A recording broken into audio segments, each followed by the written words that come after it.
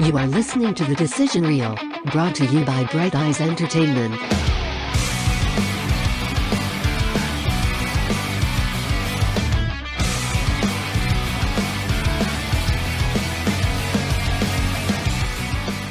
Welcome to the Decision Reel Movie Review Podcast, where we try and fail to review movies of today and yesterday.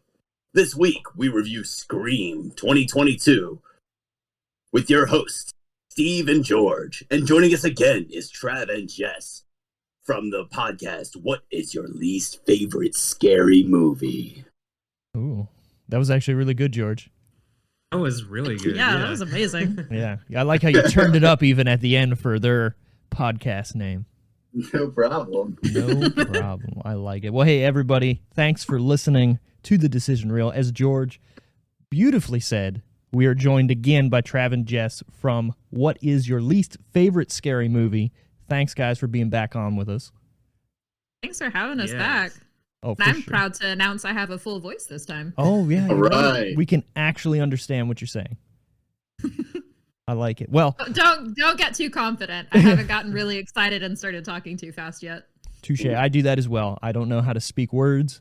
Anybody who's ever listened to an episode, English is not my first language, apparently. Judging by the name of your podcast, I'm certain that you're going to get very excited on this one, though. Oh, hell yeah. Nice. We've been so excited for this movie for a long time. I can't wait to talk about this. Well, the crazy Awesome. thing is you're right, because this movie was supposed to come out last January, and obviously because of the pandemic and everything, they pushed it a whole nother year. That's the thing. That happened with a lot of movies last year, and I understand them not wanting to do the home release because they want to make money, but, like, I don't know, man. I just sucked having to wait a year when everybody was releasing them for home watching. Travis got so fucking angry about Halloween Kills being pushed back a year, and then they also did it VOD when they released Dude, yeah, it. He was fuck that. so mad. Yeah, I get that, That because why really not just release it if you're going to do it? I get the whole let's hold out and see how long this pandemic lasts or when we can at least get into theaters, because obviously nowadays that is the only place where you're really making your money. You can't really bank on DVD, Blu-ray, whatever sales anymore, or video on demand. It's all theater, tickets. So I get why. Kevin Smith is not going to have a career, man. Right. So I mean, I get why certain studios were like, all right, let's wait it out. Let's see what's going on. And then finally it was like, well, fuck, I guess let's just put it out on both. Why not? I just feel like it's ironic coming from a small team that started off on YouTube for this movie that they're Started off on YouTube? Yeah, Radio Silence. Yeah, so they have what's kind of cool is what they've gone and kind of done and are going to do later. They're definitely getting bigger, and I mean, good for them. Yeah, I mean, they do good work. I'm the uninitiated. Help me understand what you're saying. Who wants to take it? Jesse, explain. No. What did they do? Like, what did they start with? I don't know what their YouTube stuff was. I just know they started on YouTube. Yeah, so they What made is- like what some. did they do I didn't for Scream? expect to be put on the spot. What did they do for Scream? Like, what? Who are these guys? all What of did they my do for knowledge. Scream? So they directed Like- the movie. They directed the movie. This is because obviously Scream is Wes Craven typically, up through Scream 4, right? He did all of them. Correct. Yeah. Yeah. But That's why obviously, James and Chelsea were on there. Rip. Oh. Yeah, the guys from Dead Meat, right? Yes. Yeah. Their podcast, which good for them. I mean, that's kind of a cool situation for them to be, in this movie and kind of like a predominant, like, they didn't have to put that in there, but boom, you're in there. He's watching him on his, or no, was she watching him on the computer? I can't remember who It was Jack Quaid. Yeah. Of course it was fucking Jack Quaid. Hey, I don't like the tone you said that with. Do not talk about Petite Huey that way. Look, all right, The Boys is one of my favorite shows right now, so he gets a pass in this movie, and I'll get to that later once we talk about some I think we're things. going to argue about this. I'm already feeling very defensive. We might. But I do want to start off by saying thanks everybody out there for tuning into the Decision Reel. We do this every time. We try to get into the episode as good as we can and as fast as we can, but we always skip over the you're listening to or whatever. But this is the Decision Reel. George said it greatly. If you do like this episode, you do like this podcast, feel free to give us a like, a favorite, a download, whatnot. Give us a review, tell somebody, help us out as much as you can. We'll definitely appreciate that. Now, getting into the movie we're talking about today, we are talking about Scream 2022. Don't know why they didn't call it Scream 5. It makes it so weird. I get that they're trying to do something different, but I don't like it. Because they would have had to replace the first, the S with a 5, and it would have been 5 cream, and everybody would have made fun of it. Or they just called it Scream 5 or like that, and that's how I read it every time. 5 cream. What was the I didn't fan even think about them at 5 cream. What the fuck? Just like some kind of shitty like brand for like facial cream. Right. So obviously we're making fun of the Fantastic Four movie that they put the 4 like in the middle, and it was like Fan 4 stick or something that everybody said, which is so hilarious. I do that with S7 and all the time. Oh yeah, you do. It's a 7. All right, It's a but 7. getting to this movie, I do want to say we're going to get heavy into spoilers. So if you haven't seen this movie, or you don't care about spoilers and you still haven't seen it and you just want to listen in to hear what we have to say about this movie, obviously continue listening. If you haven't seen it and you don't want to have anything spoiled for you, go see this movie, then come right back to this fucking thing, because we're going to pick this guy apart. In general, just go see it. It's good. It's a fun movie. I will agree. Yeah, definitely go see it. It's worth a watch in a theater. Obviously, if you like Scream, especially, like, you've got to see it. It is 100% worth the watch if you're a Scream fan. 100%. If you were a big diehard Scream 1 fan and maybe like you didn't like the sequels, which I don't know how you can't like the sequels, maybe 3 you didn't like, I feel like this is a good movie to continue on what they were doing. It's definitely a movie that fits in the genre. I do have some problems with it, which we will get to later. But for the most part, I mean, it was an enjoyable movie to watch.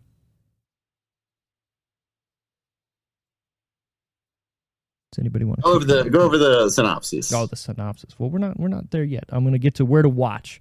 Obviously, we can only watch this movie right now in the theaters. I'm assuming in 3 months it's probably going to be everywhere. I wonder which place it's going to go to first, but we'll figure that out in 3 months. Paramount Plus. Yeah, probably. Yeah. Well, where is all the other Are they streaming movies? dominating the streaming right now? The streaming world? Yeah. I feel like Disney Plus would be dominating, but I'm not gonna lie, I don't follow it. It's a Paramount movie, so I Yeah. can't imagine they wouldn't take advantage of that. Paramount, that Dimension is owned by Paramount. I mean, it's Paramount Pictures. They partnered with somebody else to make this movie. This isn't Dimension. No, so It is Dimension, I think. I saw Dimension. mentioned in the I credits. only know Paramount is associated with it strictly because I got exposed to COVID at work, and the way Omicron is and the way it's been spreading around where I work, I was convinced I actually had it. And I was like looking up, like I was like, please God, please tell me there's a streaming option. I hadn't looked it up before because I was so dead set on seeing it in theaters. Oh, no, man. And then when I Googled it, I was like, Paramount has made the decision that we are not going to be releasing this on demand at this time. I feel like every streaming service is done with that except for HBO. I feel like everybody else is like, we're going back to the movies. HBO can release whatever the fuck they want on demand because nobody can sign into their goddamn accounts. We did it. Today. How long did it take, Travis? It took me, 17 5 minutes. minutes whenever I actually found out our password. Yeah, Tell us, but how long did it take before that? it was a long time. Also, well, so And this is not the first time we've had to do it. HBO did come out and say that they were, but when the pandemic started, that they were releasing so many movies in the next 2 years on demand and in theaters. So they had this plan from the beginning, and I think it's worked out for them. They even released like a whatever their statement quarterly, whatever bullshit, saying that they have made a lot of money by people signing up for HBO Max. So good for them. Love it. Yeah, I think it's amazing. I mean, because there's a lot of movies that have come out that I wouldn't have gone to the theaters to see that came out, you know, just on HBO Max as well. And I watched it because, oh shit, I'm home. Sure, well, I'll fucking watch that. But I wouldn't pay, you know, $15 or whatever to go see it in the theater. Like, We talked about Malignant before. I wouldn't have gone and seen that in the Hell theaters. yeah. That movie was great. We saw it in theaters. We're so excited about I it. still haven't seen it. Yeah, you need to watch that. It's Like, good. We're gonna be covering it next month on our podcast. Nice. I Yeah. need to watch it before it comes out. Yeah. So I Didn't can we listen. talk about this? We talked about this in the last episode. we might have, because I think that might have been Yeah. right when I watched it. I think we had and, the same like dancing around spoilers conversation. yeah, because we can't Yeah, say you anything because definitely need to watch that. it literally spoils the entire movie if you say one thing for what it is. But yeah, no, I remember we did talk about it because we talked about the other movie that's kind of the same. Let's not even mention that because then George will look it up and be like, oh, well, now I get the movie. I'm not gonna look it up. I'm very good at avoiding spoilers. I don't fuck with the internet that much, so like, yeah, don't worry about that. Right. And just like the new Matrix movies that came out, I would have not have gone to the theater to see it just because the first Matrix movie, amazing, changed cinema, whatnot. The second two, I went and saw them in theaters when they came out, but I remember just like sitting there going, when is this going to end? This isn't good. And then the next one, I was like, that's how you're going to do it? So then when they announced this, I knew it was going to be fucking terrible. And I read a couple things behind the scenes how, you know, only one of the Wachowskis was going to be in it and that they were kind of forcing them to make it, or they were just going to have somebody else make it because, you know, the rights or something was up. So they're like, we need to make something with it. And I was like, this is going to be fucking shitty.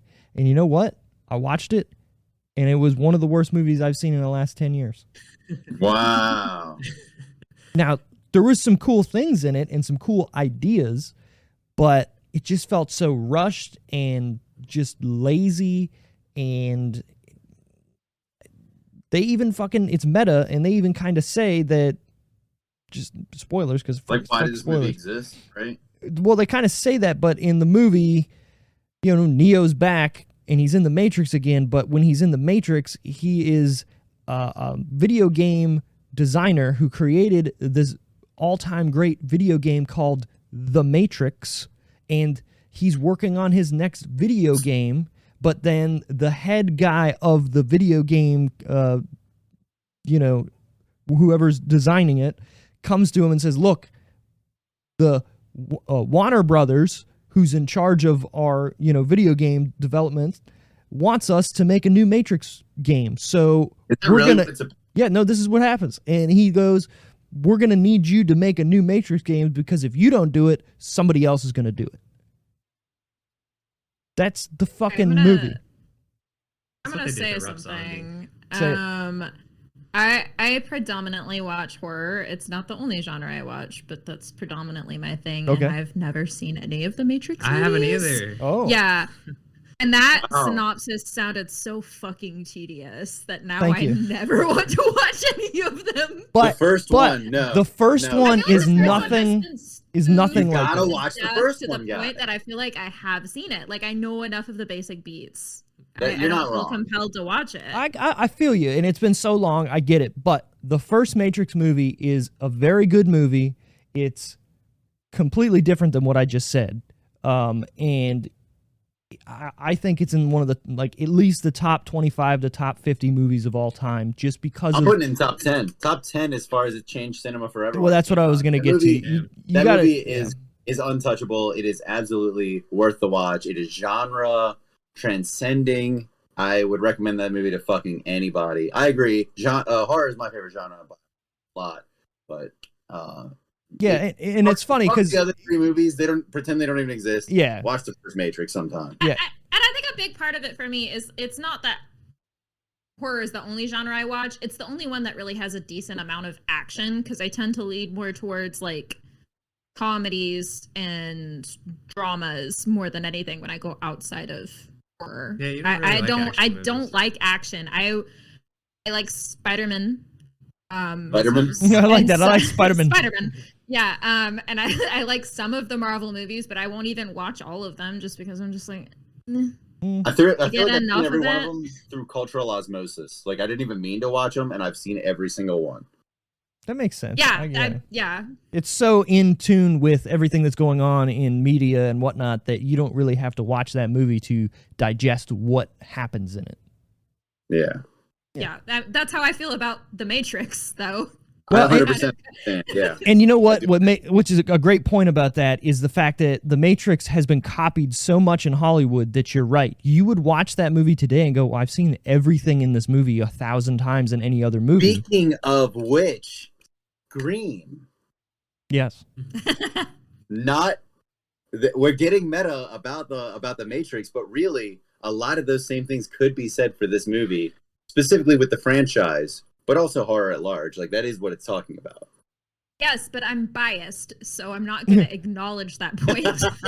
I like it. But no, George does bring up a great thing to this, is that I think the first Scream movie definitely changed the way horror was going, in the 90s, and it changed it up. And then you had all these copycats, like, I Know What You Did Last Summer, even though I believe that is written by the same... That was Kevin Williamson. Right, written by the same guy.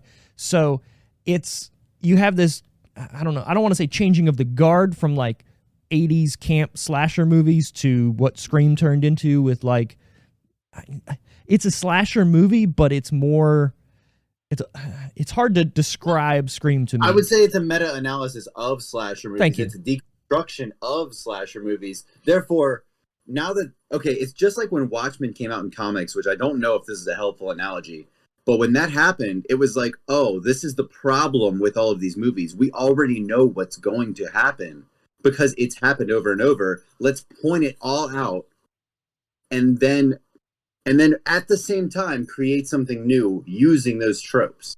Yeah, that makes perfect sense. Yeah. Well, and that's kind of one of my things that I defend with horror all the time is something can be predictable, but if I have a good time watching it, I don't fucking care. Yeah. And that's the thing with the first Scream is that they spell out so obviously for you that it's Billy and Stu. Did they really though? Yeah, they really do. Like, if you're watching that for the very make it first time. so obvious to the point where you're like, well, no, it can't be them. And that it is, yeah. I don't know, I mean, the same thing, we've already given a spoiler alert, right? Yeah, oh yeah. Yeah. Okay, well, and the same thing happens in this one where you get so many in your face, it's definitely these people to the point where you're like, well, it can't be these people. No, you don't. You do. Did you know? Dewey literally says. Yeah, Dewey straight up goes. Interest. Right. I will say, yes, I think anytime I'm watching any bit of media or a whodunit or whatever, if it's so on the nose that they're pushing it in your face that it's this person or this thing's going to happen, and then they give a swerve, well, that swerve is the red herring, not the it's so on the nose that they're going back to that fucking thing that's so on the nose. They want you to think that they're trying to say, oh, it's not this person because it's so in your face about it that it fucking is. And yes, we can say now in Scream 2022, watching this movie, they definitely fucking put it in your face that it's Richie, right? Richie and Amber. Right. I mean, well, kind of. See, the thing. Amber, I immediately suspected. The thing about this one though is I feel like one of the meta things that they did with this one is that they're very aware that it's a whodunit. So everybody's constantly accusing the other of being the killer. So there's so many people just throwing out accusations throughout the entire movie. They did in Scream 1 though. Yeah, but I feel like they were more aware of the situation here because but in Scream 1 they didn't know it was a whodunit. They knew it was a slasher, so they're following those rules. Okay. This one right here are more aware of this is a Scream movie. But coming back to my original point with all of this is that I don't fucking care if I can see exactly what's coming. And Travis, you can attest to this because all the time we'll be watching movies and I'll be like, I bet this is what happens, and then it ends up happening. And I don't care as long as I have a good time watching it. Well, that's what a movie should be. It's just fine. a good time. I'm just saying though, yep. I think that I don't think that they made it super obvious because I feel like they were just everybody was constantly being accused. I didn't the only time that I really considered Amber that's her name, right? The one that actually was. Yeah. Whenever she was in the basement with I can't remember the other girl. Mindy. Come on, man. You gotta know the names. We are on a movie review podcast. I just watched this. I did yesterday. too. I'm sorry. There's so many people. Well, you know what? I'm gonna on Trav's behalf.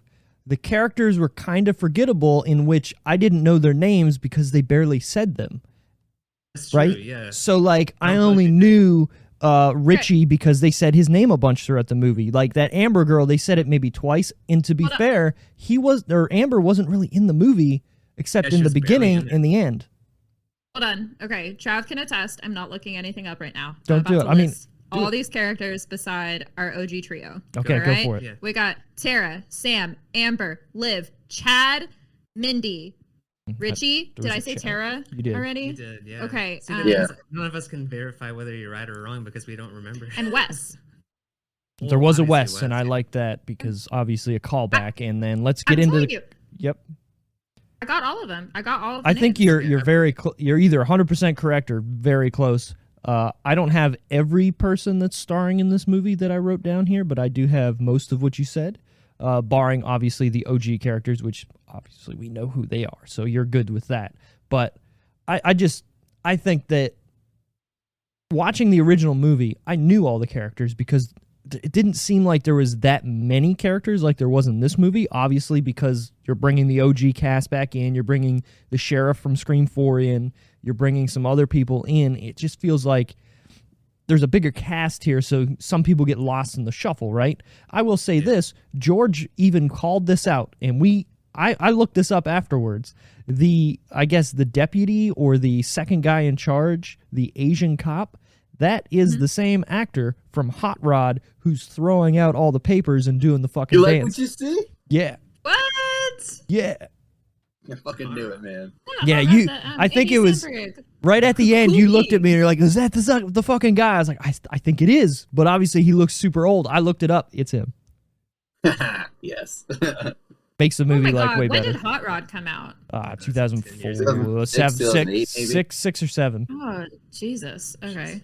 I know, Yeah, that's a you while were ago. way off too, Trev. I've never watched that movie. We've watched Hot Rod together. I don't think we have. I swear we You're fucking have. up if you haven't. Yeah. It's fucking good. Watch I'm me do fucking a up with the big water ass movies that I haven't stunt. If not, then I've made you watch enough scenes from it that you might as well have seen it. don't It's think your so. own personal matrix. Cool beans. Maybe. Yeah, cool beans. Yeah, there's no way you haven't seen that part. Or at least his PowerPoint I play cool presentation. beans all the time. Yeah, perfect. So, the the plot time. of Scream 2022. 25 years after the original series of murders in Woodsboro, a new ghost face emerges, and Sidney Prescott must return to uncover the truth. That feels like an exaggeration. That really does, doesn't it? That's the official really- synopsis of this movie. Sidney Prescott is hardly the main character. Yeah, Yeah. she's like pushed off to the side. I mean, Good. yeah, good. I agree with that. But maybe they're saying this, and this is the official synopsis, so it brings people in to see it more Yeah, than that's if what you I'm were to thinking. say some random girl, because you can't say anything, spoilers, that, she's somebody's daughter.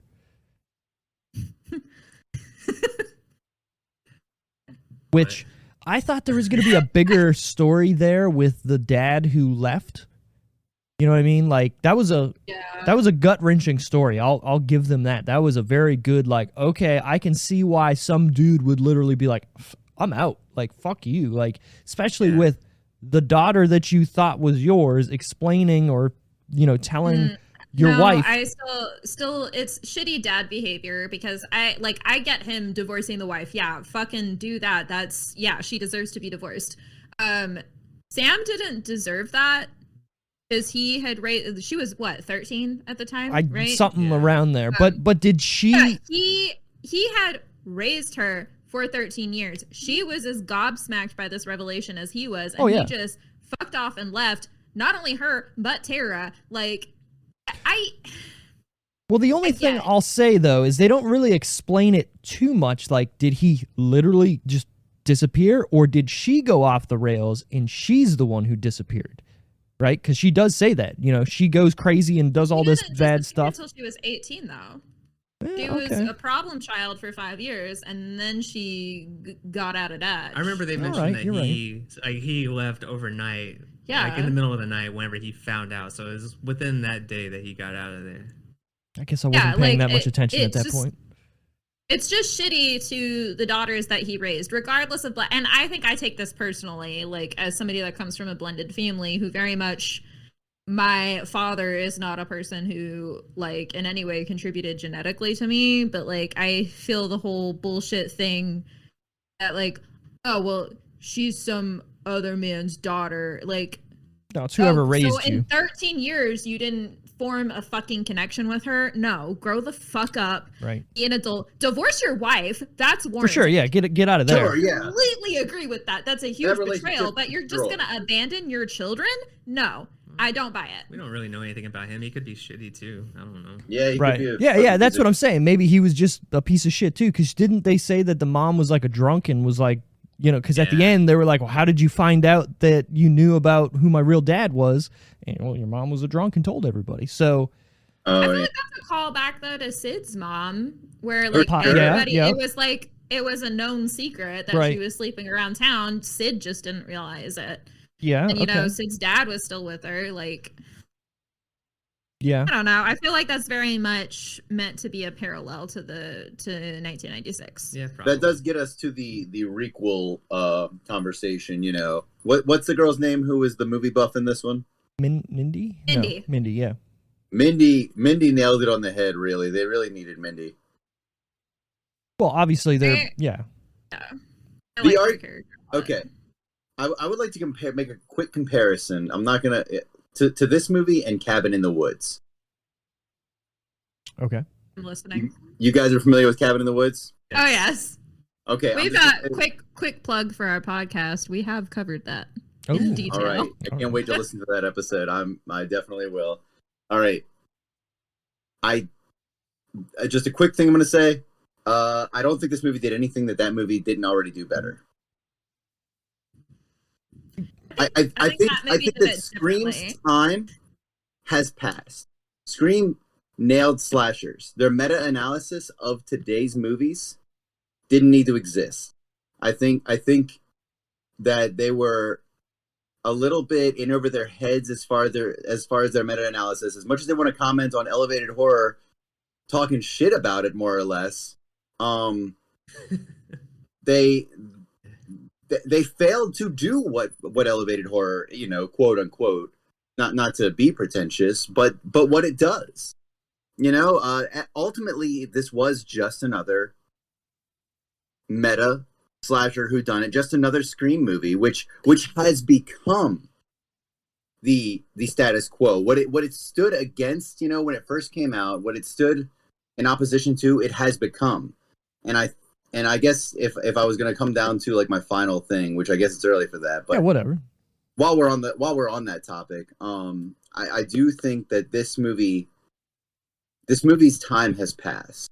The Scream franchise's time has passed. Yeah, so I want to And I piggyback on think, that. Yeah, Cabin in the Woods did it much better. Right. So you bring up a great point. Like, so unless you're doing something completely different or, you know, redoing the Scream formula, what is there else to milk out of the Scream franchise? If you're just doing the same thing, and as George has said, your time has passed because you're not bringing anything new to the table, why make another movie besides just to show some cool kills and whatnot?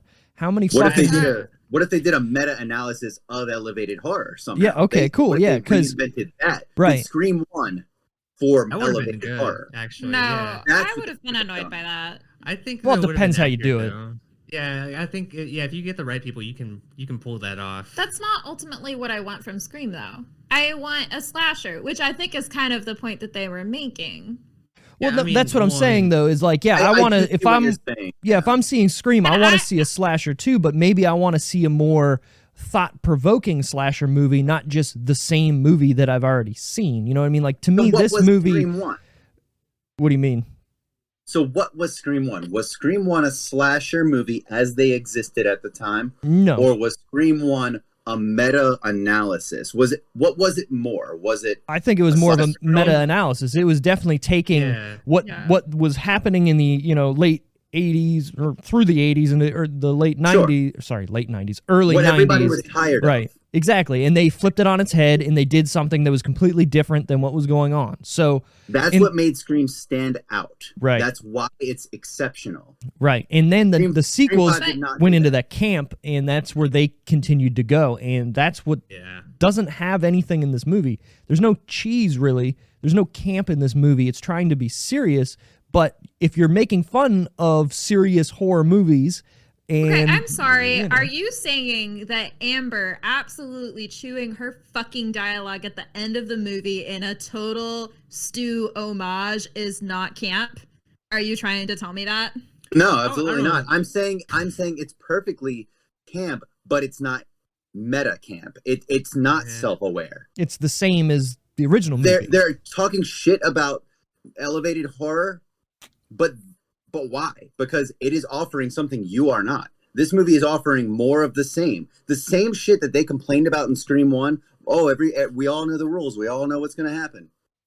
Right. You're doing it now. You are the problem now. Like, if you want to put it that way. It's I feel like it's kind of, so like the previous sequels, I don't really feel like they would comment on like sequels and trilogies in general, which, you know, that wasn't really like of the time thing. It was just kind of a thing that had always been. This one is more of like how all of these franchises are doing new like reinventions of themselves. Like, you know, you have Halloween, you have like a new Texas Chainsaw that's calling itself Texas Chainsaw next month. Candyman, yeah, you're doing all those things. I don't really feel like it's kind of like commenting on that. I don't feel like it. I was so fucking annoyed about the Scream 2022 thing too, and Travis can tell you that was like my biggest complaint about it leading up to it. And then once I saw them like kind of shitting on it, and I was like, you know what? I accept the name. Well, that now. was like, I mean, that was to most people that was kind of obvious to begin with, because I mean, it's Scream, it's meta, like even in name, like it's doing that, you know. Oh, well, maybe I'm just not smart enough to. Like, I thought that it was. I thought that was what they were doing with this one too. Like, I honestly like. So the thing that's been happening with all of these horror franchises is they take like the original people and they age them up, and then those people are doing the killings, you know, at like now. This is kind of like a continuation of like the very first movie in the franchise almost. So I thought that they were going to have like Stu in this one, because everybody's always been theorizing that Stu is going to be coming back because he was technically supposed to be in one of the sequels. I've never believed that. I don't understand people who believe that. Not literally Travis. Everybody, but I mean, you've definitely seen discussion of that online. I mean, and I don't get it. Well, hold on a second. Let me talk. He was actually planned to be in one of the sequels at one point, and then they rewrote it because of, I don't really remember the reasons why. But he the was script actually, like, leaked supposed to be online. part of one of the, yeah, I think it was 2 that he was supposed to be. He was like, well, or maybe it was 3, I can't remember. Multiple of 2 scripts leaked. Well, so. Either way, like that was fucking Kevin Williamson that was writing that shit. So he at one point saw Stu surviving that night. I thought that was what they were going to do with this one. They were going to take like an aged up version of one of the original killers and do that, which would have been like meta commentary on how all of these slashers are going right now. Well, and here's my thing. Okay, go for it. So for me, I don't feel like this movie was meant for the audience of the originals. And I'm saying that as somebody who is a fan of the originals.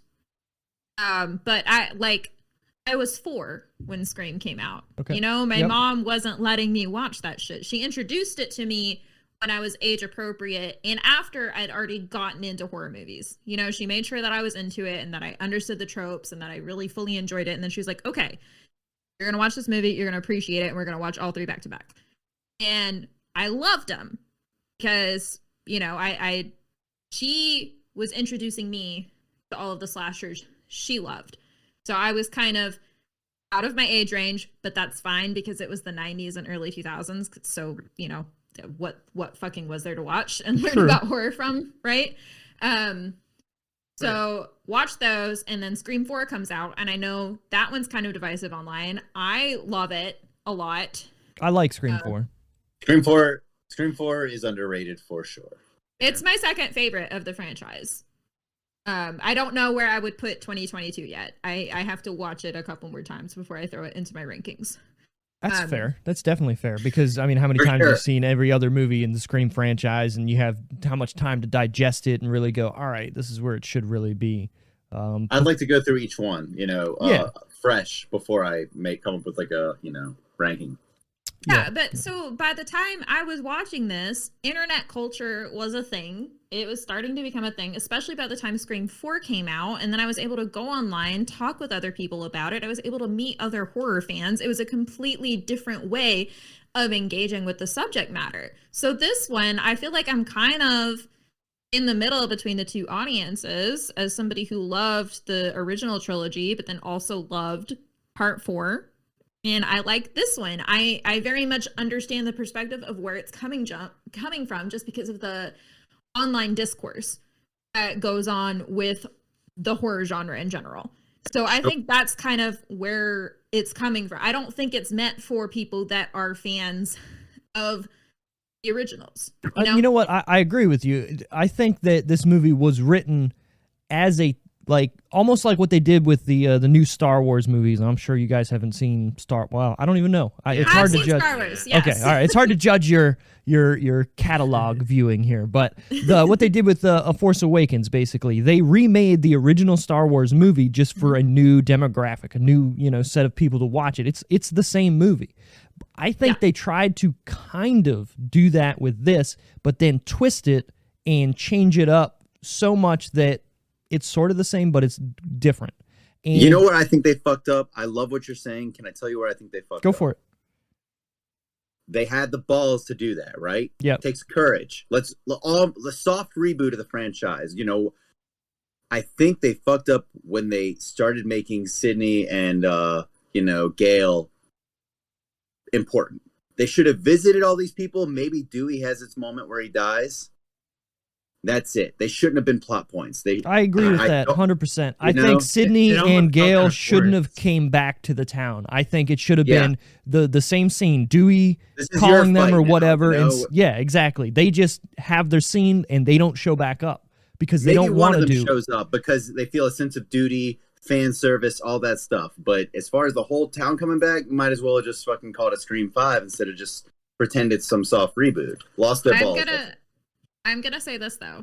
So in every single one of the Scream movies, 1 through 4, Sydney has the final double tap headshot of every single killer. Mm-hmm. Mm-hmm. She does not have that in this one. She doesn't, no, for sure. That is true. That's a good and point. I agree. I legitimately thought when Dewey called Sydney and she was like, I have zero reason to come back to Woodsboro, I was like, oh shit, maybe they're actually just going to let her live a happy life. And I would have been okay with that. I'm okay that they brought her back to give that little bit of closure to her character. Because otherwise I feel like it would have been fan service to include her in the trailers and stuff so much. Which granted happened with Drew Barrymore in the first one. Well, so to me that's the genius of the first movie is Drew Barrymore is literally the biggest person on the cover or poster of Scream. And it's such a bait and switch that people are going, shit, yeah, let's go see this movie starring Drew Barrymore. She's fucking dead in 5 minutes. Like, that was the genius of that movie. And this is where this new movie kind of, I don't want to say I wanted the girl in the beginning to die, obviously, but it made me go. I like that she didn't, though. I know, I like that she. That's a change. Right. I like that she didn't. I like that they changed it, but it just fell flat for me that, oh no, she's fine in the hospital, whatever. I do agree. She got fucking stabbed like 5 times in the back. Her fucking ankle is broken, and stabbed through the hand. Yes, she shows it when she's in the wheelchair and whatnot, but she wouldn't be sitting up the next day in that fucking bed like, yeah, I'm good. She'd be barely talking. And then, okay, we're not going to get to this yet because we still have plot points to go through on my list here. So what I do want to say now, as we've been talking, this was written by James Vanderbilt and Guy Busick. James has wrote Darkness Falls, Zodiac, The Losers, Ready or Not, and the upcoming Transformers, Rise of the Beasts, which will be... What kind of filmography is that? I know. That is a very Ready or Not, hate the rest of it. So Ready or Not is so fucking good, though. Zodiac is really good. Ready or Not... I fucking hated Zodiac. I didn't like Zodiac either. It bored the hell out of me. Yeah, exactly. So I was so excited for it because I was like, yeah, Zodiac Killer. He's fucking intense. And then I watched the movie and I was like, what is this bullshit? So boring. Nobody cared. I kind of liked it. I'll just put that. I'll put that in my back pocket there. But no, Ready or Not, amazing. I like the main girl in that movie. So much fun. Yeah, another movie that has that same girl in it, which I don't know if you guys ever seen. It's on Netflix. Samara Weaving. Thank you. It's called The Babysitter. Yes, yeah, I love The Babysitter. Yep, I think I showed George that one. Jenna Ortega, actually. Tara. She's was in the second one. Yep. Babysitter too. Yep, which is just as good. We don't have to say. I know. I think it's. I mean, it's not as. It's not better, but it holds up to the first one. I think it's a good sequel. I think it would have been okay if they hadn't tried so much to make the next door love interest into the new Samara Weaving. Okay, I agree with that. Like, she didn't have to be that person, but yeah, I was fine with the rest of it, but her all of a sudden, I don't know, that was a little weird to me. It kind of comes out of nowhere. I get it, but in the first movie, it comes out of nowhere that the babysitter's fucking crazy and in a cult or whatever too. But whatever. Getting back to Scream, this was directed by Matt. I can't read that. Bittinelli. Yeah, Bittinelli Open. That's a name. And Tyler Gillette. These are the guys that you're talking about. Now I forget the fucking name. Radio Silence. Thank you, Radio Silence. They have done Devil's Due, Ready or Not, obviously Scream. The main guy, Matt, was in a punk band called Link 80 in the 90s. Kind of weird, yeah. Just a little fun fact there. I put that in there for Brent, but Brent's not here this week because it snowed and he can't drive on ice, I guess. It's okay. I like or use technology. I like punk music. It's fine. Or use technology. Sure, yeah. If you want to look it up, it's a band called Link 80. They were in California in the early 90s. They formed in 93. They were, I guess, kind of a big deal in that underground punk scene, whatever. So that's how most of the punk scene should be. So yeah. We're going to have a cat come in here if you don't close the door the rest of the way. We're going to have cats in here and dogs. That's fine. I think George's dog, Georgina, is probably walking around by him, right? Georgia. I thought it was Georgina. It's Georgia. You changed we've got our setup in our smallest bedroom because our pets are jingly and they rub against equipment and they're very vocal. So we're dog friendly. We're animal friendly on this podcast. Yes, we are too, but not when we're recording because cats are assholes. Do either of you have cats? I don't because cats are assholes. Yeah, we have two, so double assholes over here.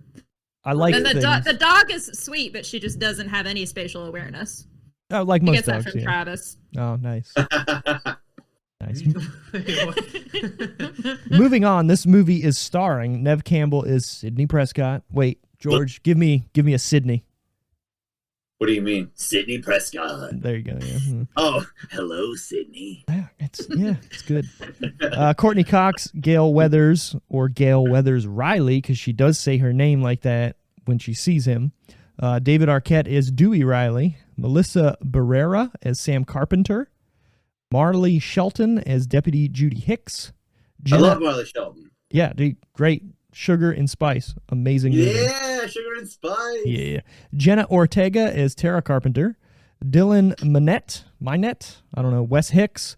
Jack Quaid is Jack Quaid is Richie Kirsch. And then I didn't put anybody else because whatever. Everybody else is kind of minor. Yeah, well, I mean, except for was it Holly? Mindy? Mindy? Is Mindy who you're thinking of? Well, who's the other? Who was the other killer? Oh, Amber. Amber, that was it. Yeah, I didn't put her down for some reason. I don't know. She was in Once Upon a Time in Hollywood. Weirdly identical fate, right? Mm-hmm. Yeah. Yeah, she gets set on fire apparently. Yeah. She was one of the killers. At the end. Yeah, she was the one that Brad Pitt lights on fire. Okay, the only person I can ever remember during that scene is Maya Hawke. Oh shit! I forgot Maya Hawke was in that. Yeah, I like Maya Hawke. I think she's a very good actress. Yeah, she should love her. Love the legacy she comes from. Yep. It's good.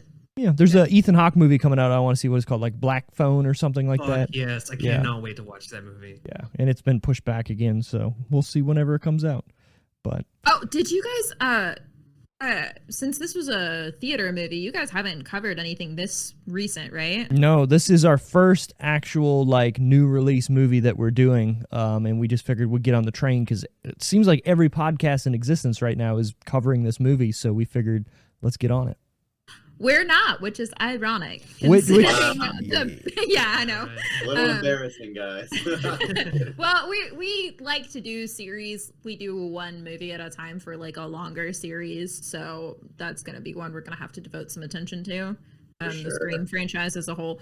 But can we talk trailers for a second, because there's a new Ty West movie coming Oh, out. in we were March. talking about this before we got on. Yeah, Yes, X. I cannot wait for that. Yeah, I love So Ty. excited. Ty West is so fucking good, dude. I cannot believe he's not had such a good career as a director. He's been Like, like why is dormant it- forever. Why don't people talk about him the way they talk about Ari Aster? Like, he is right there, if you ask me. Yeah, Yes, dude. I House think of it's House of the because Devil he's is so got- good. He's got so much more like slow burns. I think Ari Aster definitely his stuff is not super fast paced, but it's got that tension right there from the start. Whereas like For sure. if you look at what's the one you really like? Midsummer. House of the Devil? Oh, No, never House mind. You're of- talking about. House of the House of the Devil. Devil, yeah. Like that one, like it's tense, but it's not any more tense than your typical. That's a movie where Slasher, absolutely like- nothing happens for like 90 minutes. But Yeah, then it gets really good when she gets to the house. Like Well, no, it even at the kind of house. meanders a little bit, at but the house, like there's like nothing that's going on. it's much more of a slow burn. It's engaging to watch, and I'm not arguing that at all. But it's very different from Ari Aster, where it's like, okay, well, there's stuff happening, things feel a little bit weird. It's different It's different in terms but- of You have to pacing. be like almost Kevin Smithy. Like, you have to like talking heads. You have to like dialogue. Yeah, Stuff, yeah. You know, as opposed to like Ari Aster, where it's like, you know, shit is fucked up right from the get go. Yeah, exactly. I never in my life would have dreamed comparing Ty West to Kevin Smith, but you're not that far off, honestly. I just think that the way that it's, you know, you have to think about It's very slice of life. you know, the Innkeepers is where I'm really drawing that It's a comparison. really good one. Mhm. Yeah. Obviously, like, it's almost like a Kevin Smith horror movie, if more than Red State, even, like, honestly. Have you seen Tusk? Oh my God! I was just gonna say it. God, I don't know what to think about that movie, to be honest. You haven't seen it though. I love it. I It's love so Tusk, too. Fucking stupid, and it's so messed up. And I'm not normally a huge fan of body horror, but it's just so fucking weird. And I think I have such a love for Kevin Smith anyway. So I the grew up reason with why him. that movie to me is so good is because they commit to it. It's not like exactly right. It's not like, all right, we're going to make fun of this. We're going to do this. No, it's a horror movie that knows what it is. This motherfucker turns people into a walrus. Like, it happens, and it's amazing. Like our earlier discussion of camp, where you can have camp where you know you're doing camp, or you Yeah. can have camp where you play it straight. Exactly. This And Tusk knows. is camp where you play it straight. And I want to say, before it goes off the rails at the end, that movie is horrific. Like, the whole For sure, part yeah. where he meets Michael the old Parks is guy. terrible. It's horrific when it goes off the rails at the end too. Well, Shit, well, his okay. ex-girlfriend's there feeding him raw fish with Haley Joel Osment. Okay, true. But what I'm saying is, before it goes where some people will say this is ridiculous, it's a scary psychological movie. When he wakes up Oh, in fuck that yeah. wheelchair and he's just sitting there massaging that bone or whittling it down or whatever he's doing, and he goes, oh yeah, there was a spider that bit you and we had to remove your leg and blah, blah, blah, blah. He's literally massaging the bone that he took out of his leg in front of him without like batting an eye. It's so fucking wild. Yeah, it's fucked up. I would argue that it does, like, what it's doing, whatever the fuck you want to call it. The same thing as the Human Centipede, except it does it better. Like, it embraces that fucking bizarre weirdness even Yeah. better. Oh yeah. Just Kevin Smith knows how to make a good movie regardless of what it is. And You're not wrong. we could throw out one other movie out of his catalog that we're not going to talk about that is a terrible fucking movie called Yoga Hosers. Nobody needs to watch that. The only redeemable quality about that movie is the fact that Johnny Depp's in that just like he was in Tusk playing the same character.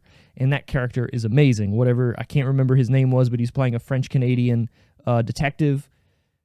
It's gold. But I didn't even know that was Johnny Depp until I like didn't either. somebody was like, you know that's Johnny Depp, right? I was like, what? I feel like that's like 90% of Johnny Depp's movie roles. Like in the True. credits, you find out it's Johnny Depp. True, very true. But Johnny Depp and Gary Oldman, like, they're chameleons. Yeah. Getting back to Scream, the new one, it was produced by Spyglass Media Group and Project X Entertainment, and it was distributed by Paramount Pictures. It is rated Word. R for strong bloody violence, language throughout, and some sexual references. What were the sexual references? I don't even remember them. I think it's maybe because there was two girls making out. When Liv was dry humping her boyfriend Chad on the couch. Yes. Yeah. And then Mindy talking about hooking up with what's her face. Yeah, I mean, you take out the one knife sequence with the neck, and I don't think this is a rated R movie. I don't know. There were a few pretty gory deaths. Yeah, so we're full on like spoiler free, right? I mean, we can like spoil whatever you want to say. Well, fucking Dewey's whole thing was very brutal. Yeah. Yeah, I think the kills in this movie are particularly brutal even for the Scream franchise. They turned it up. Judy Hicks, her death right there in the broad daylight, and then her son Wallows Wes. getting fucking... Dude, I don't know what they did. They had to have done, like, that had to be practical effects where they, like, stuck the knife through his cheek, and it's just, like, going up against the door. That's such a good shot. No, it's through his neck. Is it through his neck? Okay. Yeah, it was through his neck, yeah. So I looked that up, and it's a realistic neck piece, but the actual knife blade itself is CG. So I wonder if they just had like a green stick that went in there to move it around or whatever, just so it was safe or something, and they just replaced it with a CG knife and everything. But that makes sense. Yeah, the one thing I want to say, we just touched on it, Dewey's death scene. If that's to believe me that that's Amber in the Scream get-up, Ghostface. How many push-ups is she doing? She is, every time I see her on screen, she looks like she's 4'8", okay?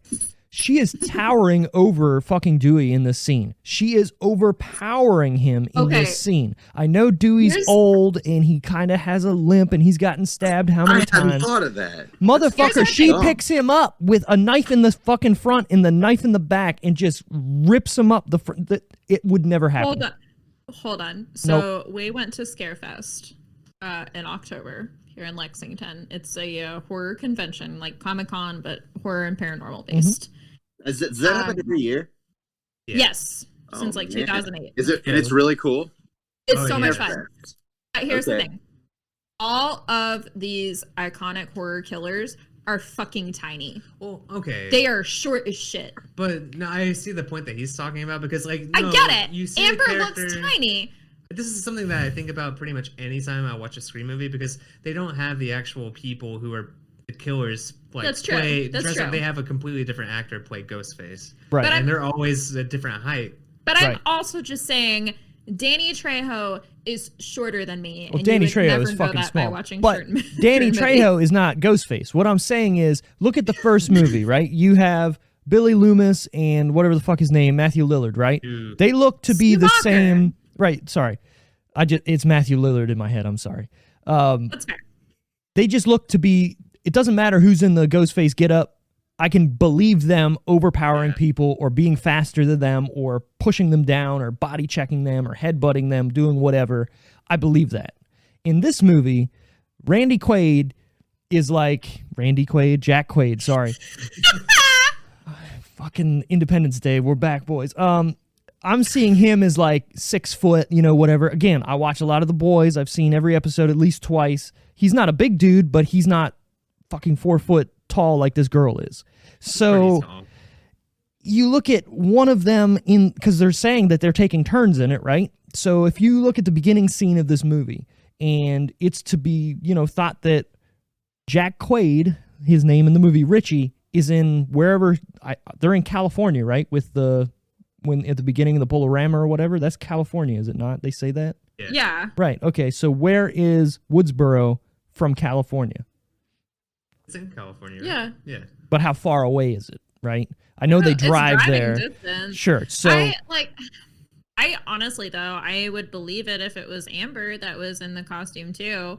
I mean, I know that there was this. But who's taking the video of her outside of her room? Dude, I think it's a pre-recorded message. I've got 3 tripods sitting right behind Travis. It didn't right look now like a that tripod, though. the- It was moving, because I remember thinking in the theater, like, okay, somebody's actually moving this around. So somebody had to be there filming her outside her room, right? Cool. I think that was a because it was just a video message sent, so we don't necessarily have a date on it. I think it's something that maybe Jack Quaid could have filmed. Okay, beforehand. sure. Also, you could All have right. like done like a whole rigging thing with like a string on the bottom of the tripod, and she could be pulling it with her foot. True, Like, yeah. Okay, I'll I give just came up with that off the top of my head. Sure, these people are crazy. They can come up with some crazy contraptions to make whatever they're trying to do. Wait. I get Are it. you saying I'm crazy? 'Cause I didn't just say came up that. with that. I didn't say that. What I'm Did saying you is, imply it? no, I said these people are crazy. You're, what's the word I'm looking for? Ingenuity. You have ingenuity to come up with things on the spot. You're creative, right? Hey. You sound just like my therapist. Oh God.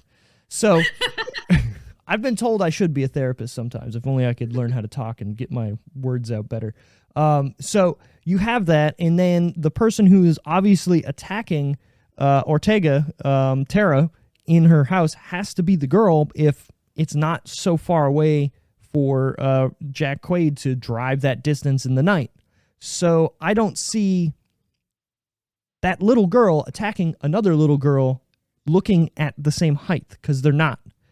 Unless it's camera angles, it looks like the person in the Ghostface costume is way taller than the little girl being attacked. Yeah, And definitely. obviously she gets overpowered easily. We never see them standing up next to each other. Though. Well, that's what I'm saying. That's- There's some here's the weird thing, though, camera like, angles. It's all relative, too. It's a big part of it, and that's what I was saying about the whole thing with meeting all of these horror icons at Scarefest. Is that you think that they're going to be huge looming people because of what you see on screen, but they're really not. Yeah, But again, that's movie magic, Going right? back- You're supposed to Yeah. see them as being bigger than they actually are. Just like wrestling, right? People look big on TV. They look like they got huge fucking muscles, whatnot. You see them in person, and you're like, oh, you're fucking 5'5". I see what you're saying though about like the whole thing with Dewey, though. Like taking it back to that, her supposedly like wrestling with Dewey, like her with somebody the size of Dewey. Dewey's gonna, and Dewey did like overpower her, but like it was a pretty good fight there for a little bit until he shot her. Right. Dude's You got know? old man strength. Like you can. Yeah, exactly. Now, I get it if Jack gets overpowered in that scene, because obviously he's the other killer, so it's fine. Like, he's playing that up, right? Because he's there as well. But Dewey literally gets overpowered, and when she gets up after being shot, she's taller than Dewey. Like, Yeah. and then just stabs him in the front and then all around in the back. And there's that scene where she's just ripping up through him. She's taller than Dewey. And That's a thing that I mean, even if you take it back to Scream 2, you had Billy's mom that was one of the killers. Right. You know? Like, Debbie. I mean, it's just kind of like a thing that happens. They always have somebody. I wish that they would put the people that are actually playing the killers like under the suit, because like that would be a little bit more. I get why they have to do it invested. from a stunt person, from a stunt We'll get people that are, person like- perspective, though, because Ghostface is always getting the shit kicked out of You him. can get somebody Yeah. close to their size that's like an actual stunt actor. They're like, there's so many people that do stunts out in Hollywood. You know? I agree. I'm not saying I would say it's disagree. certainly- I'm just saying, like, from a cost saving perspective, I'm sure they're just like, you boy, come here. Yeah. right, you can't be Tom think- Cruise I trying to think do it's your own creative stunts decision. and breaking your fucking ankle, and everybody goes, shit, I guess we're shut down for 6 weeks while you fucking, get your shit fixed. I think it's a creative decision to choose a killer who's imposing. I think this is if Brent was here, he would say embrace the cheese. In those moments, like he would say you're thinking about it too hard, and But the reason why I'm thinking about it too hard is because this movie is trying to be serious at times. So I have to take I it will not serious. disagree with you, and I will say it's one of the flaws of this movie. Right. You know what I also mean? have to look at other movies that do those types of things intentionally to throw you off the trail. No, 'Cause yeah, think I get about- it. Think about Sleepaway Camp. That was a whole big thing when the remastered 4K came out, was that You could all of a see sudden stuff, you yeah. can see that it's not Angela in the doorway when Judy gets killed, it's cousin Ricky in a wig. Cousin Because Ricky. in the original movie, the way the lighting and everything You was, just made that sound so fucking backwoods, cousin Ricky. Well, I love cousin Ricky though. Oh, He's yeah, the he's great, best. yeah. He's like one of my top 5 horror characters of all time. But like they intentionally did that so that way there would be the right height and silhouette and whatever to throw the audience off. It was an intentional choice on the director's part. And given what Scream as a franchise is, I can't believe that they didn't consider that, like, oh, well, these heights don't match up, but it's okay because that's part of what this movie is. They even do the shit with Michael Myers. Like whenever he gets demasked in the original, they have somebody else play him when he gets demasked. Well, Really? let's bring it back to Star Wars, right? I mean, Darth Vader, that's not the voice, right? Obviously. That's what I've been thinking the whole time. David Prowse playing him. But he's on set mouthing the words and saying whatever. You can watch some behind the scenes shit and it's hilarious because he has such a high voice compared to God damn it, why can't I think of his name? James Earl Jones. Thank you, James Earl Jones, right? So it's just a funny thing to hear a voice coming out of Darth Vader that's completely different. So you know. Speaking of Star Wars and funny things, Let's hear it. Have you all read the whole thing about Ewan McGregor making lightsaber sound effects? Yes. He was on screen as Obi-Wan, and they couldn't get him to stop enough to try and like not have to edit around it. Right, it's hilarious. I mean, why wouldn't you be doing that, right? Like you're having so much fun. Fuck it. Oh, for sure. Playing Duel of Fates, whatever. I do want to bring up, since we're talking about Star Wars, something that they bring up in this movie when they're, talking about the requels or whatever, or all these movies that are happening around this and why people are mad at whatever. And they name drop, well, they don't name drop him, but they say the director of Knives Out, and then they say the sequel of Star Wars. They're really talking about the fan backlash from the second new trilogy Star Wars movie, The Last Jedi. Is it The Last Jedi? No. What the fuck is that? I think it's The Last Jedi. The Last Jedi is after the Force Awakens. They started the remakes. Right, because the last one's the something Skywalker or some shit, or I can't even remember. Rise of Last Skywalker. Jedi, Right. Force Awakens, Rise of Skywalker. Yeah. Right. The I Force agree with the Awakens, backlash Last of that. Jedi. So I yeah, didn't- so it's Rain Johnson they're basically calling out, and there was huge fan backlash for what he did to the second movie, and I liked what he did. I didn't like the movie, but I like what he did because he took the Star Wars formula and turned it on its head and basically said, oh, this character who is supposed to be this big time whatever person with all this shit and blah, blah, blah. No, they're nobody.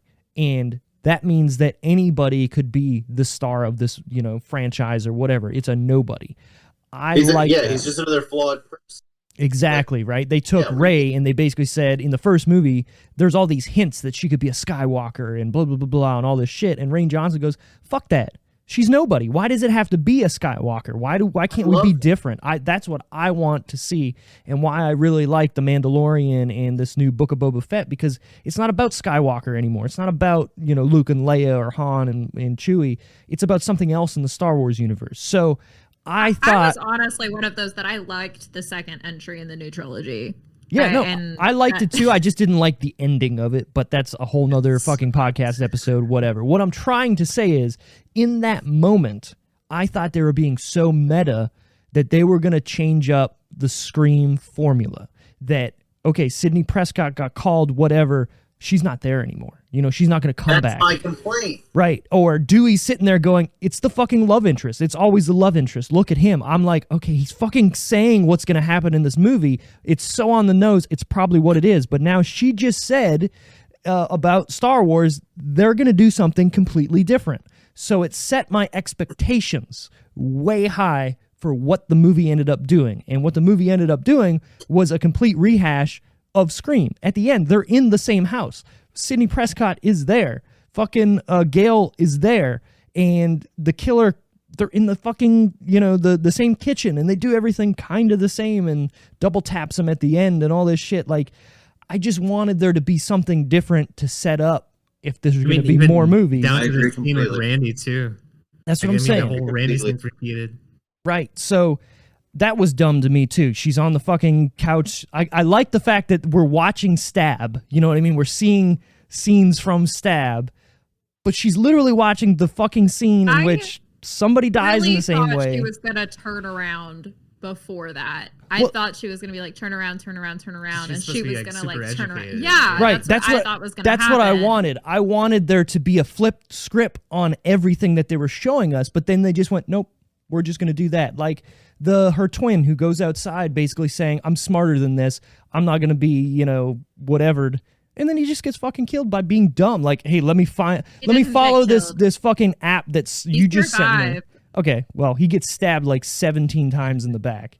You know what this movie is? I'm just realizing. It's a less funny, scary movie. I was going to say it earlier. I was going to say that Scary Movie is one of the better... this is going to sound really bad. Scary Movie is a better horror whodunit movie than some of the Scream movies because you don't know it's Dewey at the end. Or what? Sorry, it's not Dewey. Doofus. Which, again, is just another parody of The Usual Suspects. But sure. Yeah. Well, if you watch the original Scream, you think it's Dewey the entire time, right? So that's why in Scary Movie they make it as Doofus or Doofy. Yeah, Doofy. That's what it was, not Dewey. Doofy. So Special Officer Doofy. Show him some respect. I'm sorry. You're right. Be in my room again, Mom. We chit-chatted with Dave Sheridan for a little while at Scarefest. Yeah, we did, yeah. Yeah, he came over and we just chit-chatted about our dogs. He was in full Doofy. Yeah, he was in full Doofy costume, and he was like, we started talking about our dogs for whatever reason, and we were just talking about our dogs getting scared at stupid things. He's like, yeah, if I wear a hoodie, my dog barks at me. So that's what I take away from talking with All right. Yeah, it was really cool. We were waiting Special Officer Doofy reporting for Yeah. Did you tell him to stop sticking his dick in the vacuum? No, we were honestly because he was in the booth next to Felissa Rose, and she had the shortest line she'd had in days. And we were like, okay, we're gonna wait in line for her. And he didn't have anybody in line at that time, so he just hopped over and was just chit-chatting with people. He was actually asking Travis about his nails. He was just like, hey, what's I think we were dressed as Scream characters that day. Yeah, you were that's dressed as Drew Barrymore, I was Ghostface. Yeah. So. Casey Becker. I was dressed as Casey Becker. Whatever. Drew Barrymore. I would never pretend that I look anything like Drew Barrymore. Yeah, but I look like Casey Becker, so. But we were marathoning the whole series before we watched this one, and it never dawned on me until this most recent rewatch that Dewey was actually suspected to be the killer in the first one, which I got the cues a little bit more this time watching it, but to me that first movie sets up Dewey as the killer throughout the whole well, maybe not throughout the whole movie, but towards the back half you're like, oh fuck, it's obviously Dewey. And then obviously it's not, but I mean, sure. So Scream 2022, the runtime on this guy is 114 minutes. I don't think it's too long. I think it's maybe 5 minutes too long. Yeah, I think there are a couple of moments of pacing issues. I think, what is it?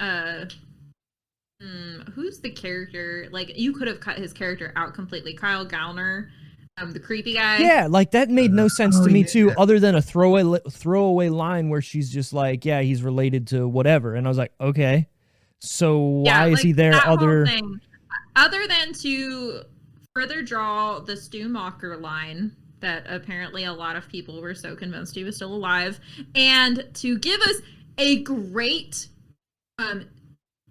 diegetic inclusion of Red Right Hand. Yeah, that was really good. Yeah.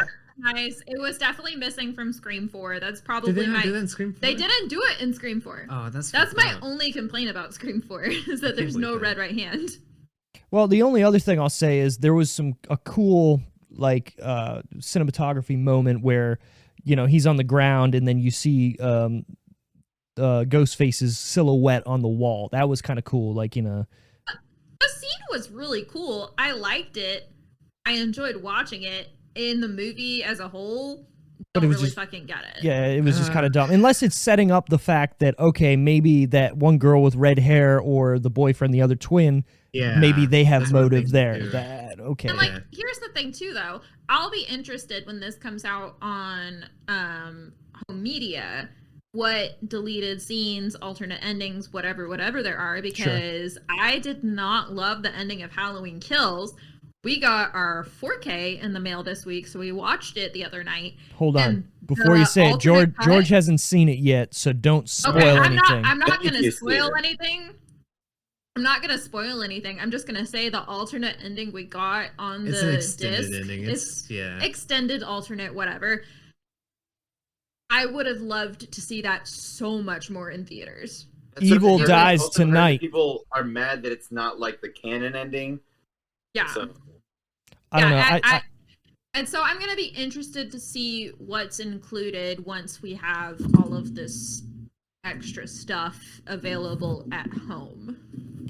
Yeah, and I'm not saying whether that's right or wrong for like, I think there's a lot of arguments that can be made between like theatrical and director cuts and what's a true canon for a franchise or whatever. But I would be interested to see what else they had planned and filmed and ready to go. Yeah, I mean, I really like the original Halloween that they came out with for the next whatever thing, right? I couldn't get into the new one. Halloween's Kills was just, it was really bad to me. I fucking love Halloween Kills. Travis is the only person I've spoken to that likes Halloween Kills. I'm just like or that loves it. I liked it. I did not love it. It was several levels weaker than Halloween 2018. I was I'm glad to hear anything positive because I want to see it so bad, and like I have just heard so many negative things, and I'm like, no, man, like I need that movie to be good for some reason. I love Halloween. It's not a bad movie. I think what hurts it is that Halloween 2018 was so good. I'm not gonna lie, I fucking hate the end of Halloween 2018. Wait, because he's still. Never mind. You are 5 feet from him with a fucking shotgun. Blow his fucking head off. Just do it. Oh, no, happened in this around him. and Scream also, like the whole fucking thing with Dewey Every again. time.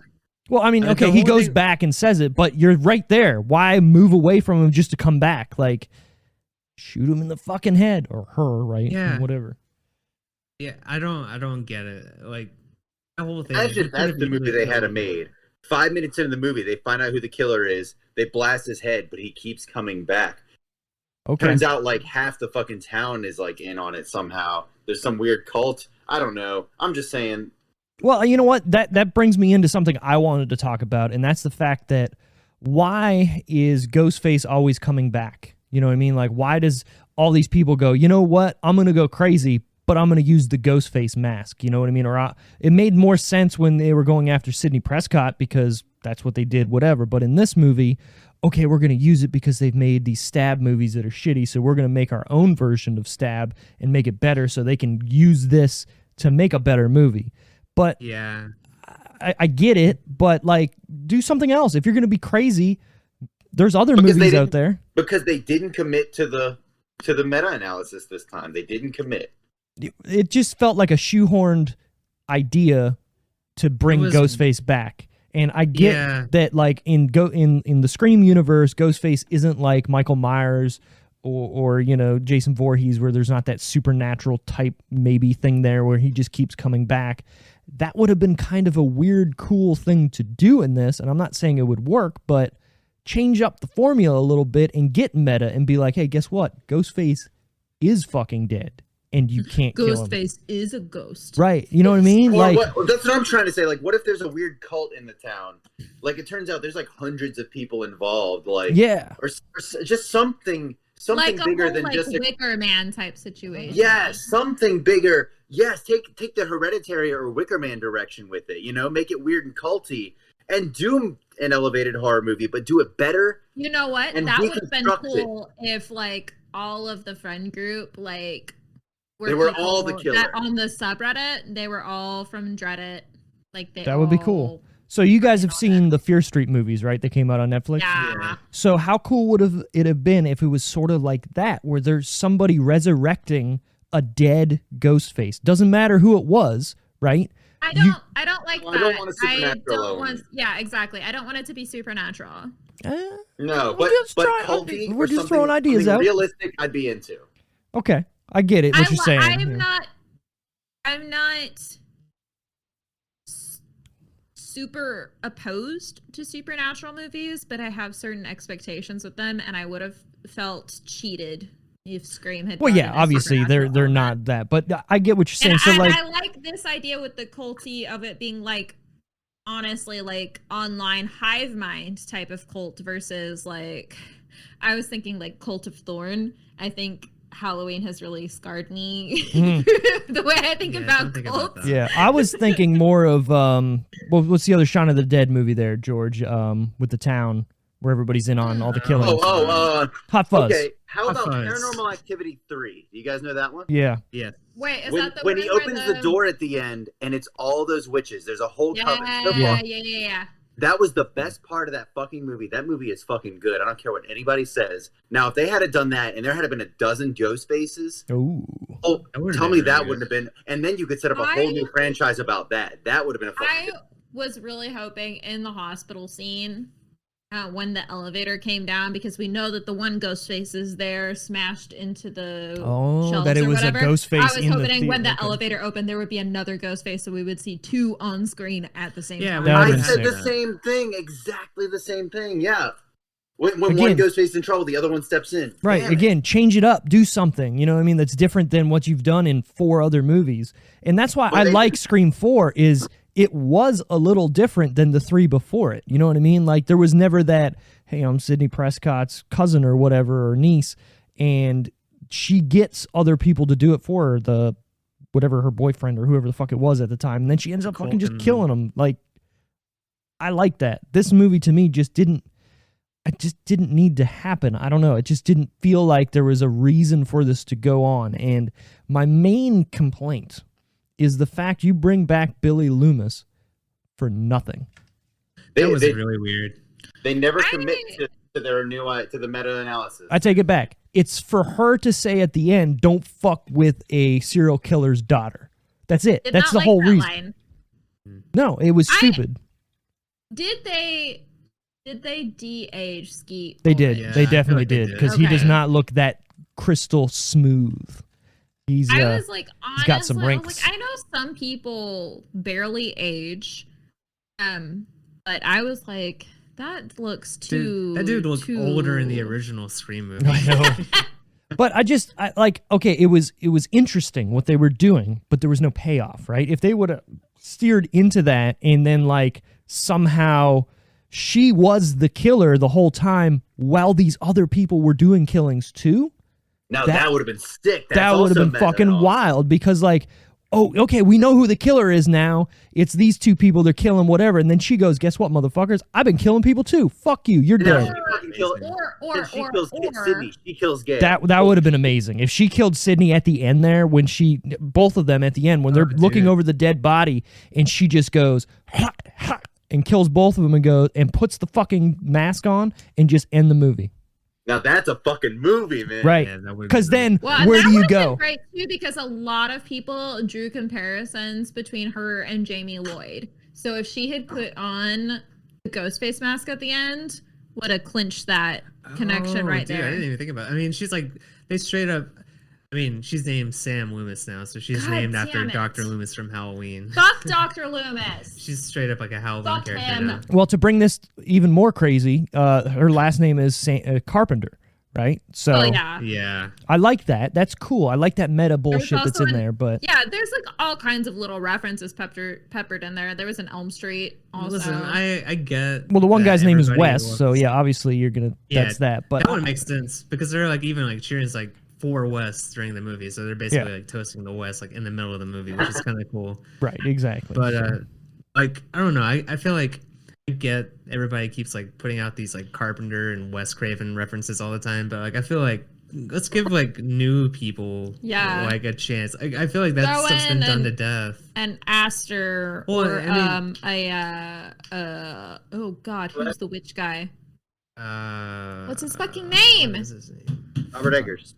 Thank Yes. you. Or an Eggers or a Well, now Sean we're Byrne. Just back to elevated. yeah, well, I mean, the problem is Yeah. we're stuck in a society right now that just loves nostalgia, right? These new Yeah. people, they're who cares? I want my nostalgia. Well, and I think that kind of comes back to our whole discussion earlier about what they're doing the meta references to, because like what is trendy comes in waves of approximately 30 years or so, like Yep. 3 decades Yep. worth. So when we're looking at right now, like think back to the 90s. the first installment of Fear Street. Yep. It was an homage to 90s. Mhm. so much of that aesthetically was like a love letter to the 90s. And I think when you look at this the whole movie, opening even of though that movie was Scream, if you think about it. Exactly, Yeah, exactly. Like down to Maya Hawke being the like most well-known. Well, I mean, the guy's person. wearing a suit just like it. Instead of the ghost face, it's just a skull face. It's like the same Exactly. exact kill as the Yeah. Drew Barrymore kill. Yeah. Yeah.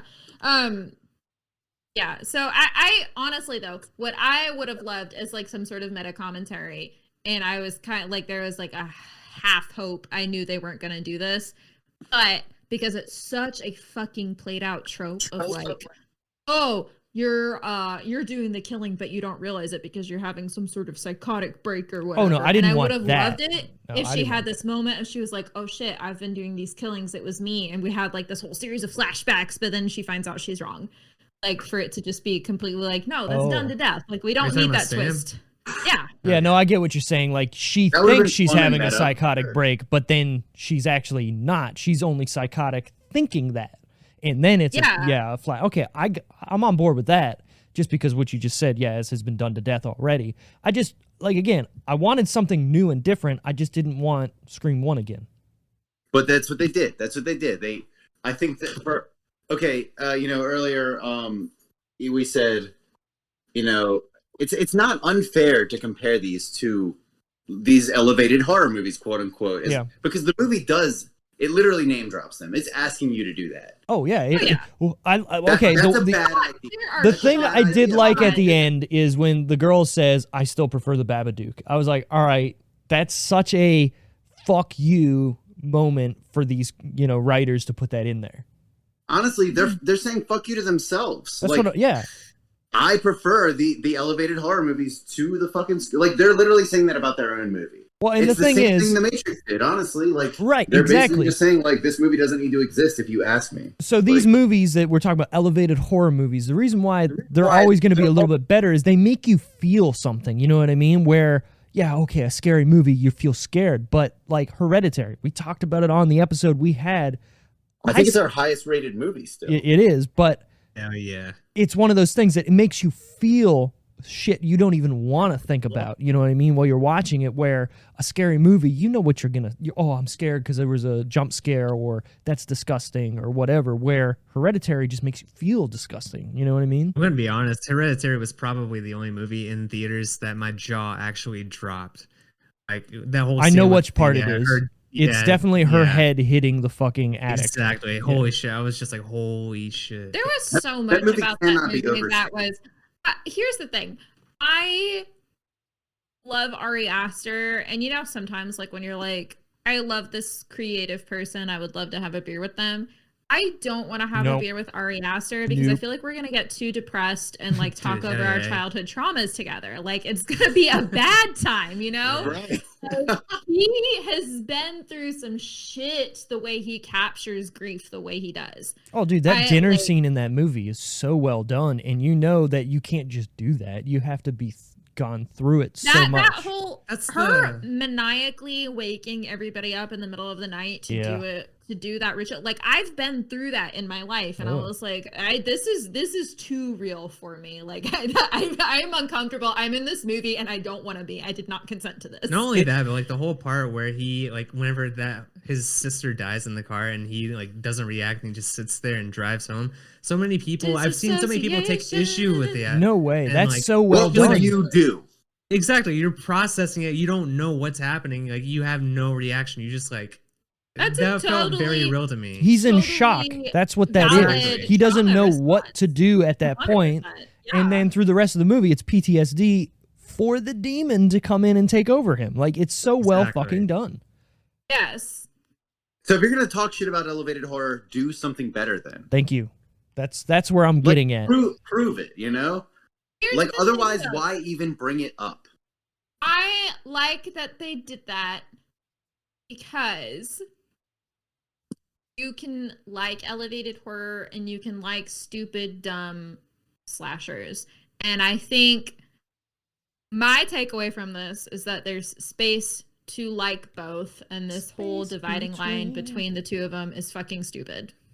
I agree. I think the movie. I think you stated that better than the movie did. The movie should have said what you just said. Instead, the movie, I think, tried to talk shit about elevated horror, and rather than address its own place amongst, the current horror landscape, if you will. Yeah, that makes perfect sense. Like, I wanted a better message than, well, let's just scream again. Fuck it. Yeah, that's pretty much what they said. They were like, oh, I guess we're just going to do the same thing. It's like, you're going to talk shit and then just do the same thing again. Then don't talk shit.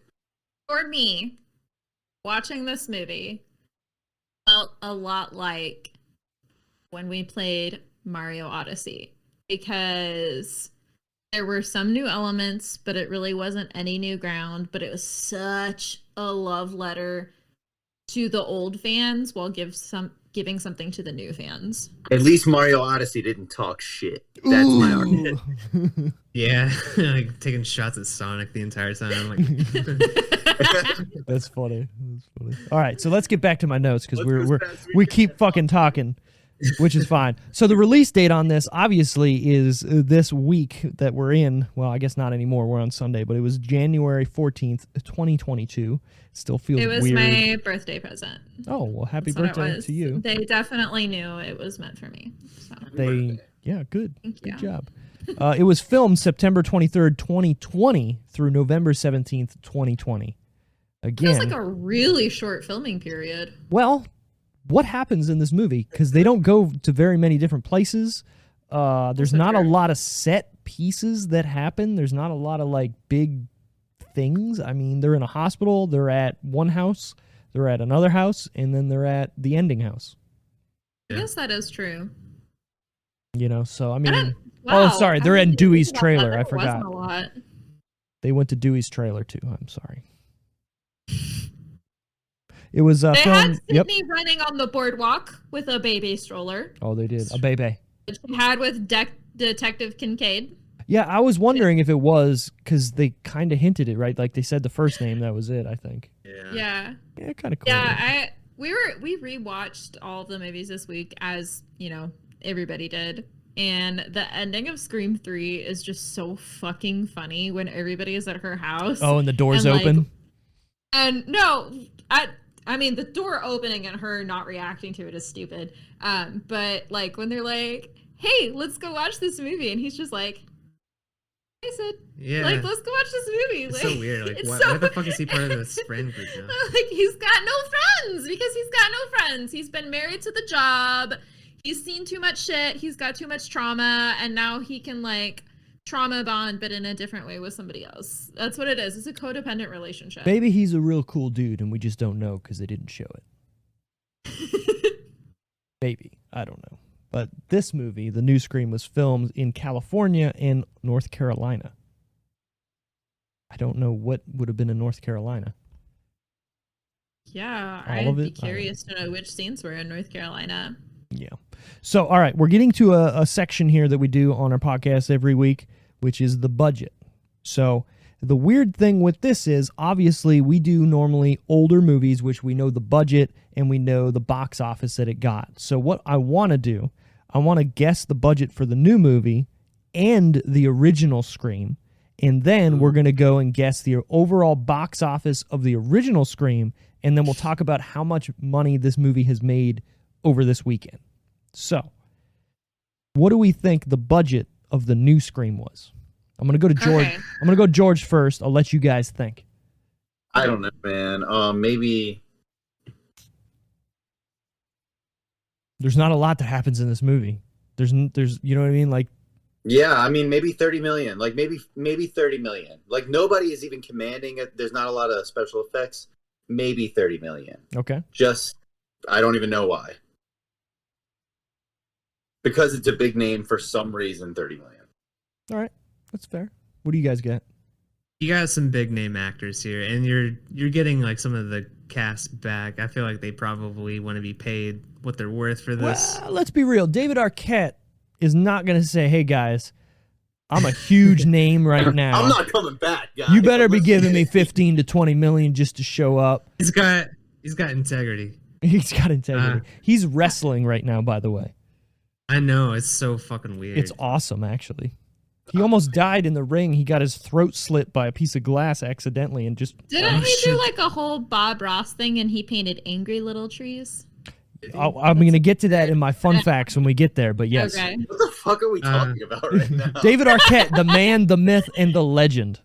I need to watch that. I really want to watch that. Are Travis and I guessing separately? You can if you want, or you can have one guess together. Go first. No, Travis, you go there first, are no because I have rules a here on the decision whole- reel. I have a whole thesis I've got to go. She's got a thesis. All right. I like this. All right. Can't wait. Can't wait for the theme. I'm going with like 20 million. All right. Because Fair. I mean, you got big names. You got Courtney Cox, which fucking Friends. Just like, I'm getting paid But- millions already every year for Friends. So Past you her better make prime, this work a yeah. lot. I don't know if... and she's not really in this movie a lot. It's like she was there a weekend. That's true. Yeah. Yeah, but her and her ex-husband had to have that emotional meeting. That's That's true. 10 million. Yeah. Yeah. I don't want to see this Like, motherfucker towards them to unless go through that. unless you pay me 10 million, I'll show up. Yeah. Right. Okay, so here's my thing. Thesis time. I know your all's format, so I tried not to cheat too much, but Okay. I'm also a compulsive IMDb'er. Yeah, it sucks, So doesn't when it? we were so when we were watching through the Scream movies, I noticed for Scream 3 and 4, they were both a budget of 40 million. And granted, those were a while ago. It's very true. And I know that the landscape of horror and the way they're able to film things and the budget of things and how actors all of that, I know that's changed. And I also know, again, because of you all, that a movie has to make back, 3 times its budget to be considered profitable? Yes, pretty For much. sure. Right? And I know just from being active on the internet that everybody was looking towards that roughly 36 million box office for opening weekend. Granted, that's opening weekend, not overall box office. Yep. So I think with all of that combined, I'm gonna guess 15 million. Okay. So the overall budget of the new Scream is 24 million. Wow. Okay. A little higher than I thought. I was with Trav here with like 20. I was thinking like, all right, it can't be huge. 24, all right, whatever. But you got to think. Courtney Cox, past her prime. Nev Campbell, what the fuck is she doing right now?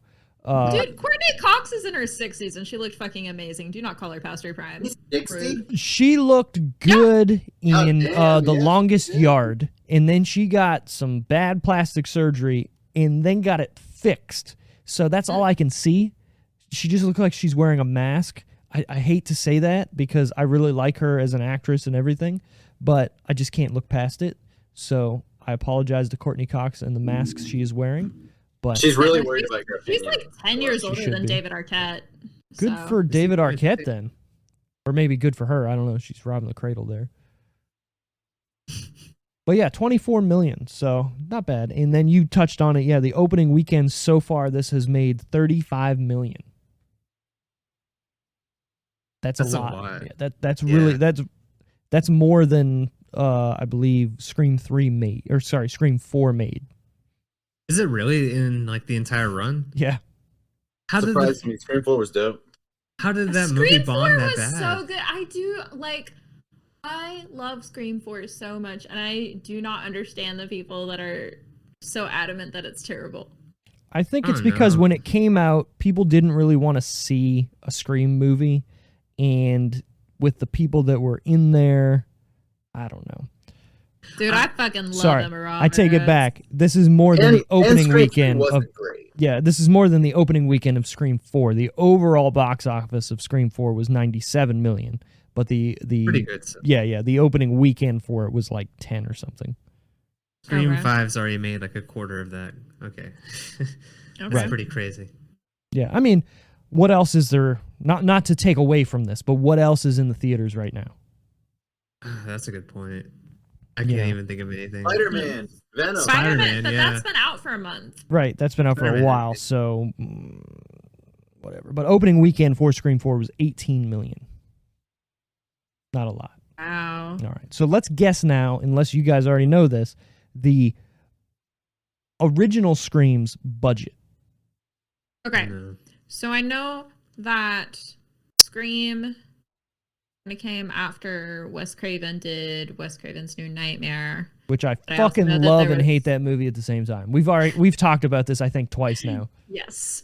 And I know, there's mixed reviews and stuff with that, but I do think that considering the fact that New Nightmare had a decentish budget for a out of the box genre movie. It was It's a franchise, Freddy bro. Krueger and Yeah. I know, whatever. but it But went in a different direction. Here, and you know Wes what? Craven's a I wa- known entity. I want to say something before you continue this. What Wes Craven did with that movie, he took Freddy Krueger and reimagined it and changed it like I wanted them to do with this new Scream movie. Did it work? Holy Kind of. shit. You're exactly right. Right. Like he went, I can't make another Freddy Krueger movie because they're all the same. How can I change this? He invented Scream with that literally movie. did not want to bring back Freddy Krueger after he'd been supposedly definitively killed. He thought that was cheap. Exactly, right? So what does he do? How do you reinvent that? Geniusly, he does what he does and meta makes it in the real world and basically writes Scream, but for Freddy Krueger, whatever, right? Because think about it. It is Scream. It's this, you know what I mean? You're seeing whatever's going on. So it's a movie within a movie and whatever, blah, blah, blah, blah. But if they would have done something like that with Scream 5, I would have been so on board with it. Even if it was shittier than this movie, I would still give them credit for trying something out of the box. I feel like that's what they tried to do with Scream 3, though. But that they tried to In do like a way, trilogy. not directly, but I do feel like because they had the movie within a movie within a movie, like I feel like I don't know. They did that with like Scream 2. Scream 2. Stab was in I Scream know, 2. but She we goes were to the actually fucking house on and the set everything. of Stab in Scream 3. Yeah, I don't know. Yeah, And they were that's- targeting the characters that played those people. True, In the, like very that's true. what I'm saying. Yeah. But what would have Um, Wes Craven would have done for this? Who knows? But anyways, continue your thoughts with the original Screams budget. So I know that movie had a decent enough budget, but I also feel like with this being another slasher and it being the mid to late 90s, Actually, early maybe they're 90s. kind of like, It's like 94, I believe. no, New Nightmare was 94. Scream was 96. Oh, you're right. Sorry, that is. Fuck, I hate the fact that late 90s can be 96. I said, well, I Time. revised it Time. to mid to late 90s. All right. I'm just gonna say, I'm gonna say 15 million again. I know I just made that guess for this movie, but That's whatever. fine. You can do I'm that. going 10. 10. What do you got, George? Is George still I think with they're you? both- Oh, okay. I think they're both about right. I'm probably gonna say maybe the budget is 12. I'll just split the difference. Sorry, guys. Are you gonna Price is Right me and just Yeah. like 10 Yeah, $1, sir. $1. Yeah. The budget of the original Scream is $15 million. Hey, I Nice, win! very good job. We don't have prizes here.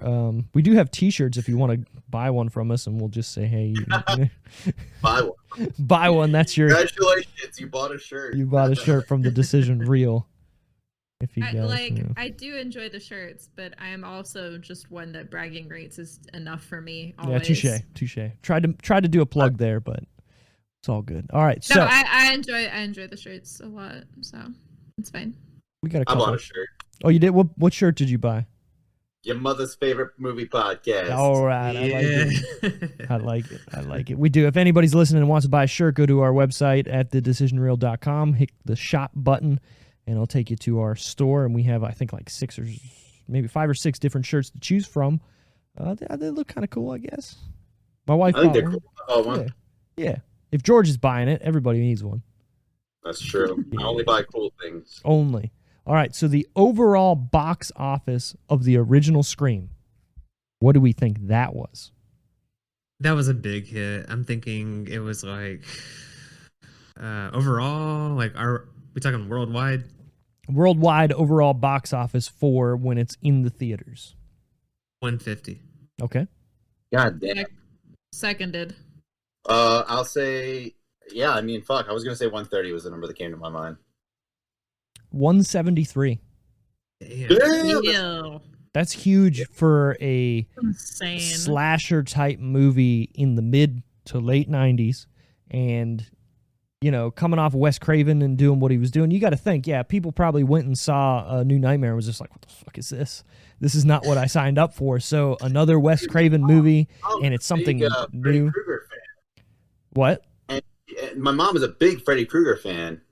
And yeah, that's how she felt about New Nightmare. She was like, I don't know what the fuck this is supposed to be. Like, she didn't get it.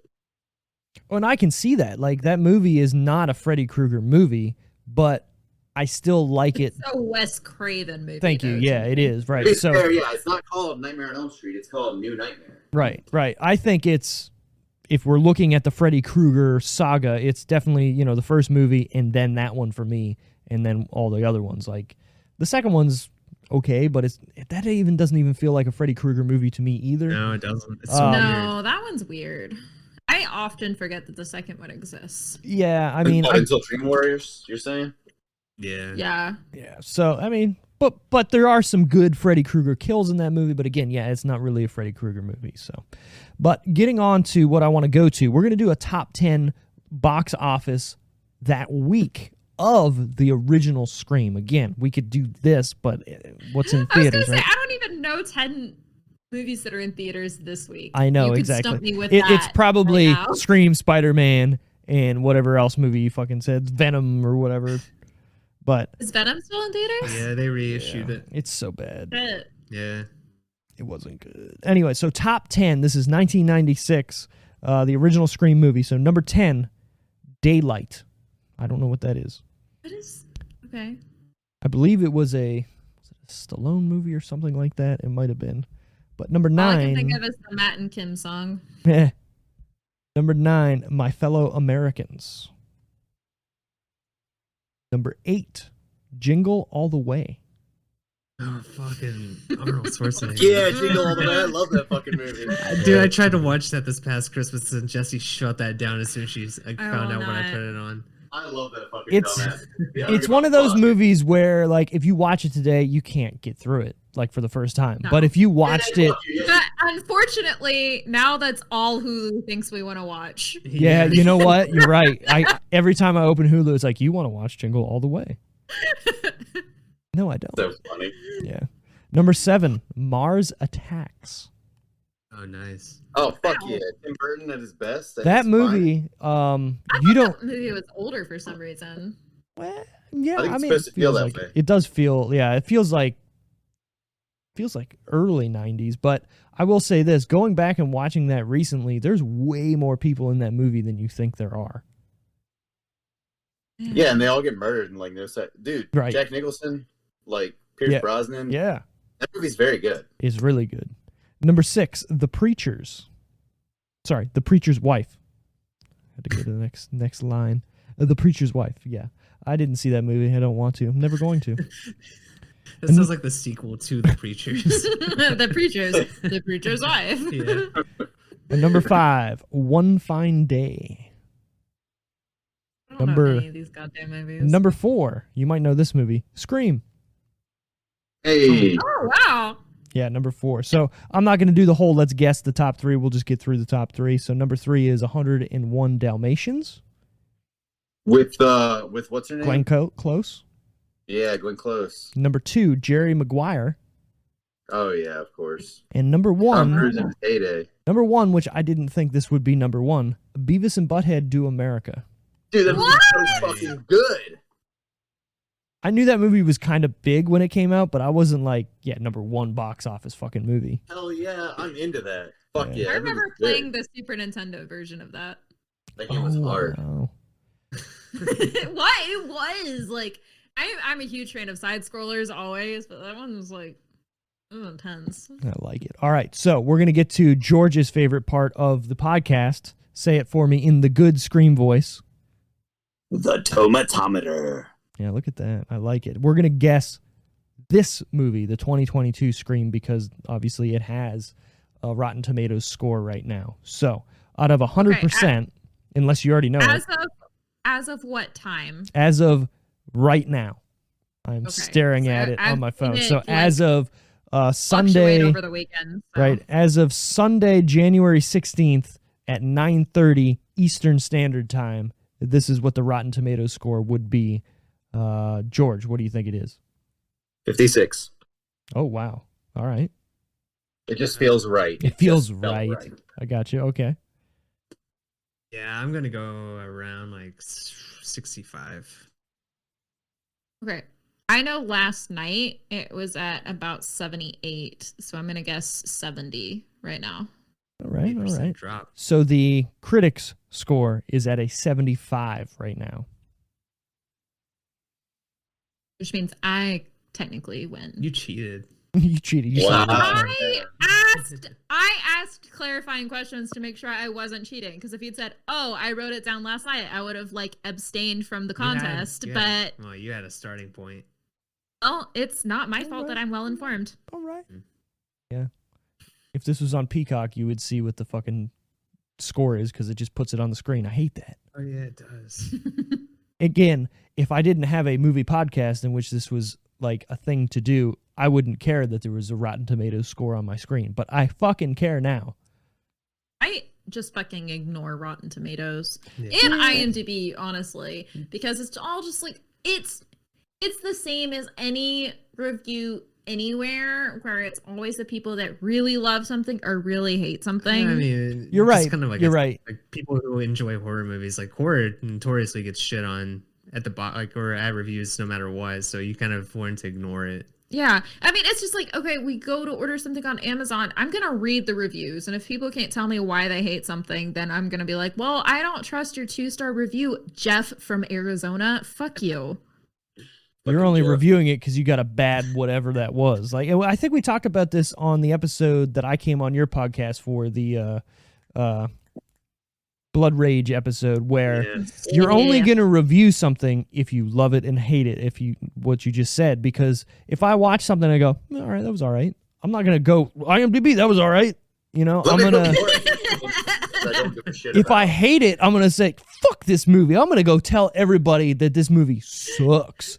Or if I think Listen, it's the best movie ever, yeah. 2 hours ago, we were sitting on our couch going, I'm Todd, because there was a guy on Love It or List Were you It banging the fucking that wall? looked just like Todd. Oh my so. God. That movie's Maybe it was 300. Todd. Yeah, I told I mean, it was funny. It could have been he was living with his mom. Oh. No, it was funny. That Thanksgiving, at Thanksgiving, my dad came over and he was asking, he was like, well, is there any movies you watched lately that are good? And I was like, you need to watch Blood Rage. And he's like, what?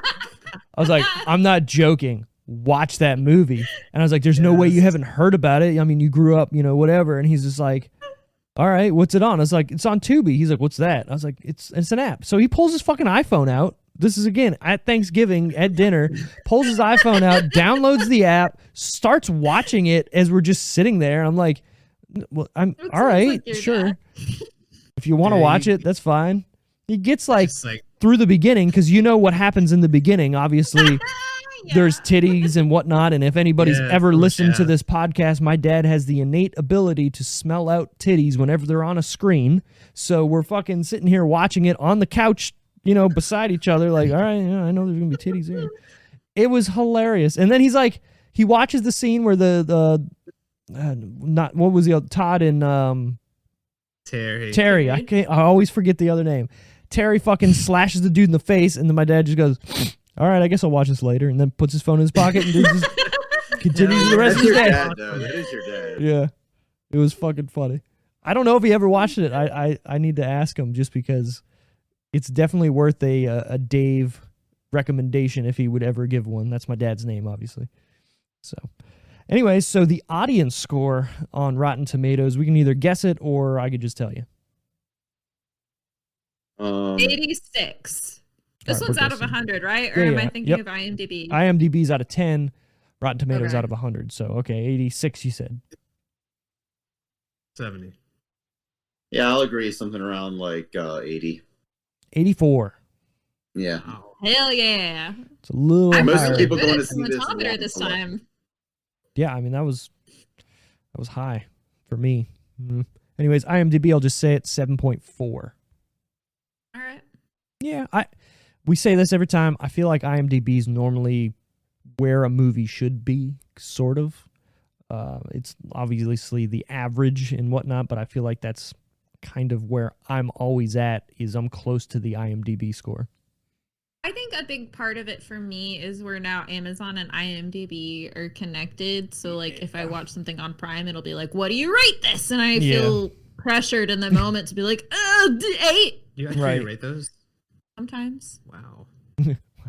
I learned something today. In my degree, we talked about how important it is to respond to surveys because it helps people like get accurate feedback. Oh, Touche. Yeah. In my job, when I work kind of like an IT support kind of thing.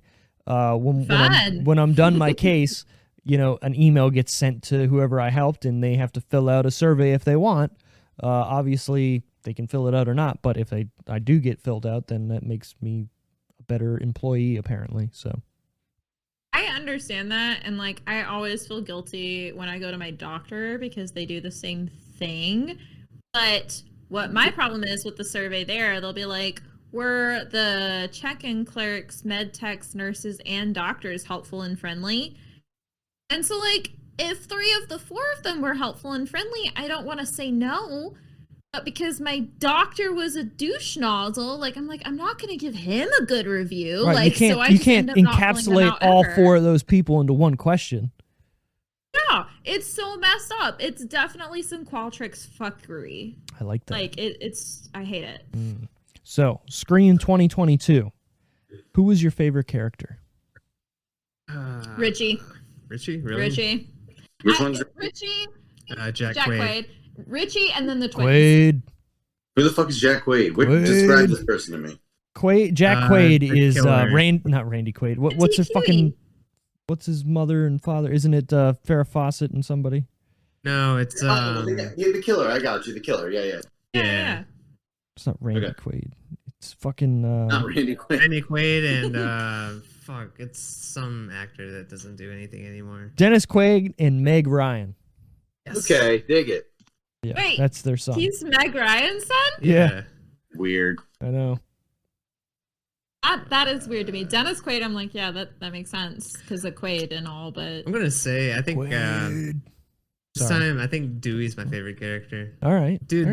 That line whenever him and Wes are talking. You must be the killer because that cut deep. Yeah. That was good. That yeah, was so good. That was good. I'll say, we'll go to George first if he Dewey. Yeah, he should have been the only one they brought back from the originals, and he should have died, and that's it. That would have been perfect.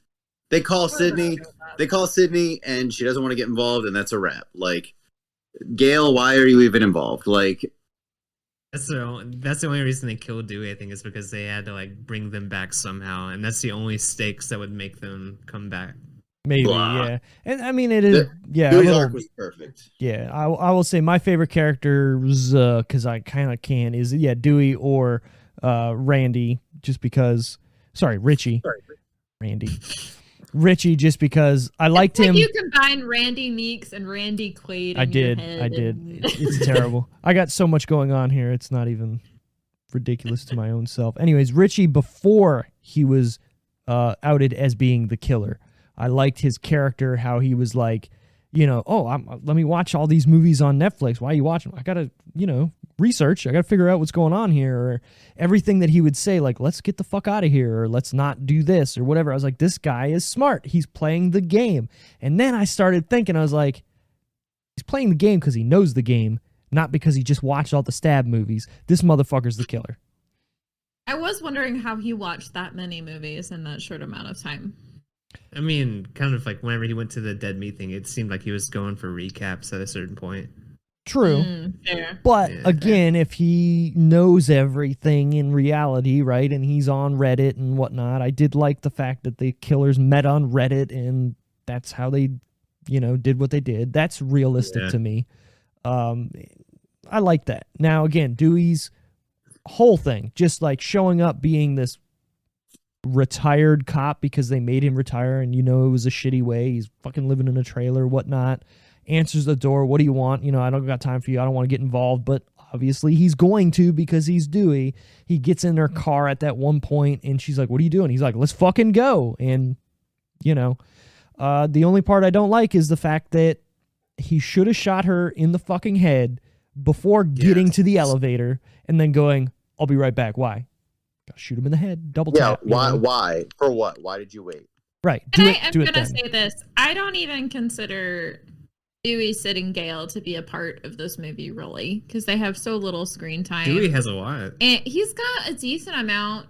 They're on a different level. You know what I mean? Yeah. Like, I don't consider them to be, they're there, but they're not the movie. You know what I mean? No. Well, I mean, Dewey's in the movie more than the other killer.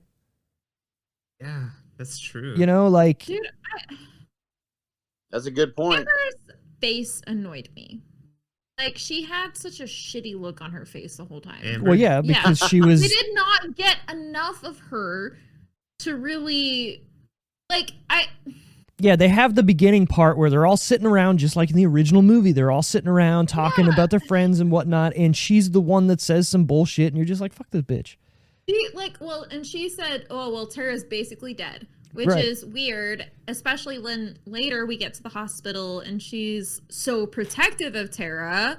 And then later, I wonder she's why. only doing all of this because she's living in Stu Mocker's house, but she's been friends with Tara for so long. Like, all of it just doesn't make any sense to me. Her motivation is the least believable. linear. All the motivations, honestly, are kind of weak. I don't really... Jack Quaid's, I'm okay with it. It's like, honestly, his character, I kind of... And don't take this the wrong way, because it's not a direct Are you gonna hurt parallel. Are you gonna hurt I'm me? just... Anybody that's listening that's ready cut me to, deep. like lift up their pitchforks. For him, I feel very similarly to how I feel about Stu in the original. Yeah, and I don't think they're equivalent characters. I'm not saying they are, but something about their energy that they bring on screen, and again, not comparing Jack Quaid to Matthew Lillard, but in terms of the ensemble that they're with. I get what you're saying. And the one thing, too, that is believable is Jack Quaid finding the girl who lives in this house and going crazy with her and being like, all right, let's do this, let's do that, and whatever. The thing that falls apart is her being in this house and kind of being the person she is. You know what I mean? Anybody like thought about the disgusting part of the age difference here? Like, she's a high schooler and he's like out of high school. She keeps calling him baby, and he keeps not acknowledging it. And part of me wonders if that was Jack Quaid being like, yeah, no, I'm not gonna do that. He's like, but obviously there has to be a romantic. I'm not gonna do this too. Right, but there has to be a romantic relationship there, even if it's not really implied, just because people like that aren't just gonna do that for each other. You know what I mean? Like, even in the original, she could just be like obsessed with him for some reason. Okay, yeah, and they might not have done anything. Sure. If their whole thing is that they're trying to remake the original, they're trying to reboot it, requel it, whatever the fuck you want to talk about, there doesn't have to be a romantic relationship. I hate the idea that there always has to be a romantic relationship. Well, okay, so look at the original There's though. definitely a romantic relationship. That's what I was just gonna say. Right, I was just gonna say they could be gay together. They seem a little whatever, but it's not implied and it's not said. Billy and Stu? Oh, it's for sure implied. Is it? Yeah. Well, first of all, Kevin Williamson is gay. So there's that. Okay, but second of all, that obviously makes them gay. No. You can Google all of this. There better people than me have spoken on this subject. But I'm gonna say, okay, it's implied, but it's not said. How about that? All the evidence I need is that scene in the video store where Stu is behind Randy and plays with his earlobe. Yeah. That is not novice earlobe play. He's done that before. Billy is definitely turned on by it watching it. Rewatch that scene. Tell me there is not sexual tension right in the air. Wait. It's certainly a Best acting Skeet Ulrich has ever done. Okay, sure. I'll rewatch this later. It's there. It's there. There's definite undertones to their relationship there. For sure. So, do we have a favorite part or scene in this new Scream movie? It's hard, right? Honestly, I thought, okay, so the opening was definite homage to the first opening, except up to and including how brutal Tara's attack was. in Drew Barrymore's is very, very brutal. But you don't see a Especially- lot. We don't see it. That's the thing. Like, it hits you emotionally because she's on the phone with her mom, and it hits there. Sure. But for this, you're like right there, up close, watching it happen, and It's a little hard to watch. Yeah, it feels more brutal for some reason, which is It seems weird more because it doesn't visceral, have yeah. that emotion. Yeah, exactly. It doesn't have that same emotional gut punch of where she's on the phone with her mom, but you are seeing every stab happen to the point where when we find out she's alive, it was an actual shock to me. For sure, I 100% agree with you. Yeah, and that's the one part that, like, okay, she survived, but she does so much afterwards. And a lot of people in this movie get fucking stabbed. Like, okay, let's be real. At the end of the movie, the main girl gets stabbed, and that knife is fucking twisted in her guts a lot. Man, yeah. And then he pulls it out, and she's just like, whatever. I'm good. I don't fucking care. Little silly. Even Gail gets shot maybe in the stomach, and at the end, she's just chilling, sitting on the back of the ambulance with a blanket like, I'm good.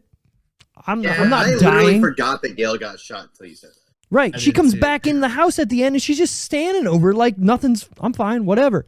Fucking Neve If Campbell gets Reservoir stabbed Dogs taught me anything, it's that you can survive with a gut wound Yeah, for dude. a long But time. You're going to be writhing in pain. You're not just going to be sitting there like, all right, well, the torches pass. too. Right. That's what I'm saying. Like, you would be kind of like, the torch, I guess. Fuck, this hurts. Is past. Can we get out of here? God damn it. Like, you're not going to be fine. Like, you're losing a lot. You got shot in the stomach, basically. And I don't know if you know this, but if you get shot in the stomach, you're dead. You can't come back from that. The acid in your stomach just boils out, basically, and just eats all your guts. Like, you're dead. Sure, or you know, if it gets your intestines, you're infected. There's Anything. Yeah, you don't want to get shot in the digestive area. No. So, There's okay. obviously going to be sequels to this movie, so I wonder if that's going to happen. That would be amazing. If they're like, yeah, Gail died because like the acid. That'd be amazing. Like, oh, we thought she was fine. No, she died on the back of that ambulance because she was so much of I'm fine, cool. No, she just died. Speaking of, I didn't catch this. I caught it thanks to Dreadit. You know, whatever. Shout out to the movie. Shout out to the subreddit. Whatever.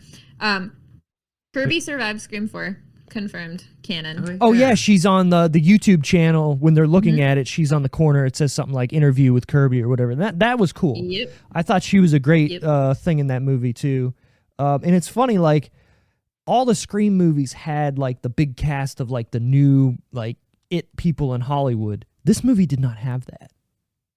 They're all like Jenna unknown Ortega people. is. Kind And of. Dylan Minnette.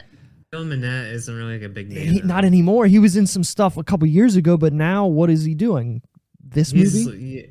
He does things here and there. I He's think a he scrawny focused, motherfucker with a cool Yeah, hairstyle. he focused primarily on his band. I think that's his Yeah. like main thing. But I feel like he does like acting as like a side thing. Honestly, he did 13 Reasons Why. He did 13 Reasons Why. He did Don't Breathe. Yeah, but he was like a minor character. He was in the Click movie. What? That was a long time ago, but like The 2008. Adam Sandler movie? Oh, the Click. QUE. Oh, I thought you were talking Based about off of the Click. Lacey Harrison books. He was Brother Todd. God. Okay.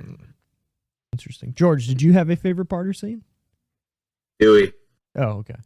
Like Everything with Dewey. Everything with Dewey. was bomb. No, I agree with that too. Yeah, I mean, obviously, my favorite part was that fucking cut deep. Yeah, like that whole when scene he's was walking good. back and he's like reloading the gun, you're like, Dewey isn't gonna fuck this one up, but then he does. But like you believe in him in that moment for sure. I mean, in every single Scream movie, he gets stabbed in some way. So I thought that it was like appropriate that if you're gonna kill him, you're gonna stab the fuck out of him. Yeah. I thought Yeah, they man, had yeah. to make it obvious he actually died. Yeah. Again, imagine if they had killed the killer and still took it meta, like the killings kept happening. Like there's so many. It just begs the question of like how badly they fucked it up. To me, as far as that kind of thing, though, like what if Dewey had killed him right there? Dewey had his moment, That killed the would've been killer, great. then I thought it still was got really- murdered by the other killer. Yeah, that would have been way better because you're not expecting that. And has Dewey ever had that final moment of, yes, I can finally say that I'm the hero finally, and I did this, and that would have been such a good, I fucking killed him. Yes. And then bleh, right It's from behind. over. Yep. Yeah, that would have been fucking awesome. Yep. I thought it was really interesting that Judy Hicks also was killed because Yeah, like it seemed like she was almost set up to take over that Dewey role. right, yeah. Because she's Right, the new yeah. sheriff, and her son is a part of the core friend group, and you're like, okay, well, this is how this is gonna work out. So yeah, they surely won't kill But him. also, why was she even killed? Like, I get why the kid was, but like, Yeah, that surprised me big time. I think that was to make you think that it was Sam because she had that troubled past with her. okay. Mm-hmm. I will say one thing that did irk the fuck out of me is the whole part in the kitchen when he's opening doors, and you're like, I know there's not going to be anybody there Yeah. because they're paying homage to what every other movie fucking does, and they was just funny, they just it was keep doing silly. it. But they just kept doing it, and I was like, I'm gonna do this. Do it once. You know what I mean? Again, it's them not being self-aware enough. It's Right. their. I agree. They're going, fuck you guys, we know how to be meta, but they're doing it in a way that it's making you mad watching it. Like, you just wasted fucking 2 minutes of screen time for nothing. This movie's just behind its time, I think. I think so. Like, again, I liked it, but I don't think I'm gonna watch this movie again. I really won't. Like, I'll watch the first 4 again, but I don't think this movie I'm ever gonna watch again. Are you telling I'll me you put this in definitely watch it last? again. I think I'm gonna, if we're gonna get to that point, it's gonna be Scream 1, Scream. Here's the thing: I like 2 and 3, I do and too. a lot of people hate 3. I like it, man. Like, Three's good, dude. I'm with you. Three's not bad. Yeah. I mean, Yeah. any movie that's gonna have Princess Leia in it is for me, Yeah. right? So, I think I think this movie's gonna be last for me. I think honestly, chronologically, is the way the movies rank to me. Okay. Can we have this discussion? Let's have it right now. Fuck it, why not? Taking 2022 out of the equation because I just feel like it's not fair to put it in our rankings yet. I We agree don't with have that. enough Yeah, to a information. point, sure. What is everybody's rankings of the first 4? Well, obviously, I just said mine. I will say 2, 3, and 4 are very close together. Like, I could interchange all of them, right? But I think it's going to be either chronologically or like 1, 3, 4, 2. Wow, that's probably the hottest take I've heard Yeah. on the rankings I ever. like it though. I like it. But Because I don't here's think here's three the gets enough thing. love. I like shitty movies, but I like them when they know they're shitty. Like what we talked about when we were, doing Blood Rage. That movie knows it's shit, right? There's no way they're trying to make that movie serious. I like it. It's not a good movie, but it's fucking great because it knows it's shit. Yeah, it's 3, a fun time to watch. yeah, Scream 3 isn't a good movie, but it knows what it is, and it's so campy and so cheesy that it makes it enjoyable for me more than the new movie. Like, if the new movie just turned into the skid more and went, yeah, fuck it, let's embrace the cheese like we say here, I'm all for it. But they didn't. They tried to be serious, and then they didn't know where to go when they had cheese moments, right? So I can't have a movie that has serious tones in it and then have cheese and camp. You're either one or the other. And this movie just doesn't steer into any sort of logical step that I can go with. So I think I'm going to stay with that. 1, what did I say? 1, 3, no, 1, 2, 3. No, I said you 1, did 4. You 1, said 1, 3, 4, 2 is yeah. what Thank you you. said. Yeah. 3, yes. I'm staying with it. And then 5 is just not ranked. Because I'm calling it 5. I don't even care. Yeah, 5. It's definitely 5. Yeah. Yeah, I it's think after this initial release, they're going to be fine with people calling it Scream 5. They It's should have like just. how the Final Destination is Final Destination 4. You just didn't want it to Yeah. be 5 cream. Probably. Which they are making a new I Final think- Destination. The Final Destination. What's your ranking? Again. I think I'm gonna include 5. I'm gonna go ahead and go there. You're working off of not enough information. What do you mean? I watched You've it. watched it one time. watched You can't it. even remember all the characters' names. Sir, you have a science degree. That's what You you're do here for, not- to remember the names. Yeah. Okay. Well, if I'm not including that, I think I'm Do both. Yeah, you can do it with uh, or without, however you want. No, he can do it without. No, I'm no. No. I'm telling Who you. are you living with, Travis? I think I'm gonna go. I'm sorry. I know it's your podcast, but he's No, got to you do share a whatever. bed with somebody tonight, and it's me. All right. I'm doing 1, 2, 4. Man, it's hard to. It's 3-5. I 3 mean, and just do it. 5. Yeah. Yeah, 3, 5, man. 5's in there. Look, Yeah, you're sleeping 5 on the couch tonight, right Trav. Right now, 5 might be last. And the thing is, there's not a weak one in the entire series. I love all of them. I love this one too, but I think as it stands, especially after like talking about it tonight, like there are definitely a lot of moments where it did drop the ball. And not to say I didn't have a good time with it, but I don't know, like it's just kind of where I am with it. I mean, I'll reevaluate whenever I watch it again. But as of now, I can definitely see it being last. Okay. 3 and 5 are interchangeable. She's so I mad think. right now. How dare you rank this movie? I mean, I don't know, man. Like, I just I know feel a lot like of it's people not talk. fair. A lot of to people the are. movie Well, I to don't. rank it at this point. You've seen the other 4 so many times. It just doesn't feel fair. That's fine, but I mean, I feel like I don't necessarily agree with everybody showering it with like, oh my god, this is the fucking best Scream movie ever. I wanted I'm to seeing bring so that. much of that. Yeah, I wanted to bring that up. Like everything I'm seeing, people are like, "Man, such a good revitalization to the series, and this is what we wanted to see." And blah blah blah. blah. I'm like, what movie did you guys fucking watch? Because this Is is that the That's what not same. what This I've new seen one? online. Huh? That's not what I've seen I've online. been seeing a lot of that, and the thing Yeah. is, like, I see a lot of people. I feel like they feel obligated to feel that way because it's a new Scream movie. Like, I don't want to like say that just because like I'm excited because a new Scream movie is being made, because like obviously I love Scream, but like I want to like actually be real with my thoughts on it. Whenever I saw like the new Halloween movies, like I actually felt that way. It wasn't because like it's a new Halloween, because like that's my favorite series, but like I genuinely thought that those were good movies, and this one I think is a good movie too. But like I can definitely feel like it's a good movie, but there are better movies before. Like I don't necessarily think it's like at the top. I don't. Yeah, I mean, I don't know. you don't want to sit here and go, all right, it's a new movie, it's Scream. I love that they're continuing this franchise, so I have to give it a good review. Yeah. No, look at the movie objectively and say, was it good or was it bad? What did it meet my expectations, or was it because of my own expectations that it's bad? Like Exactly. everybody's objective, right? So to me, I liked it, but it wasn't what I wanted it to be, so it makes it less of a movie for me, right?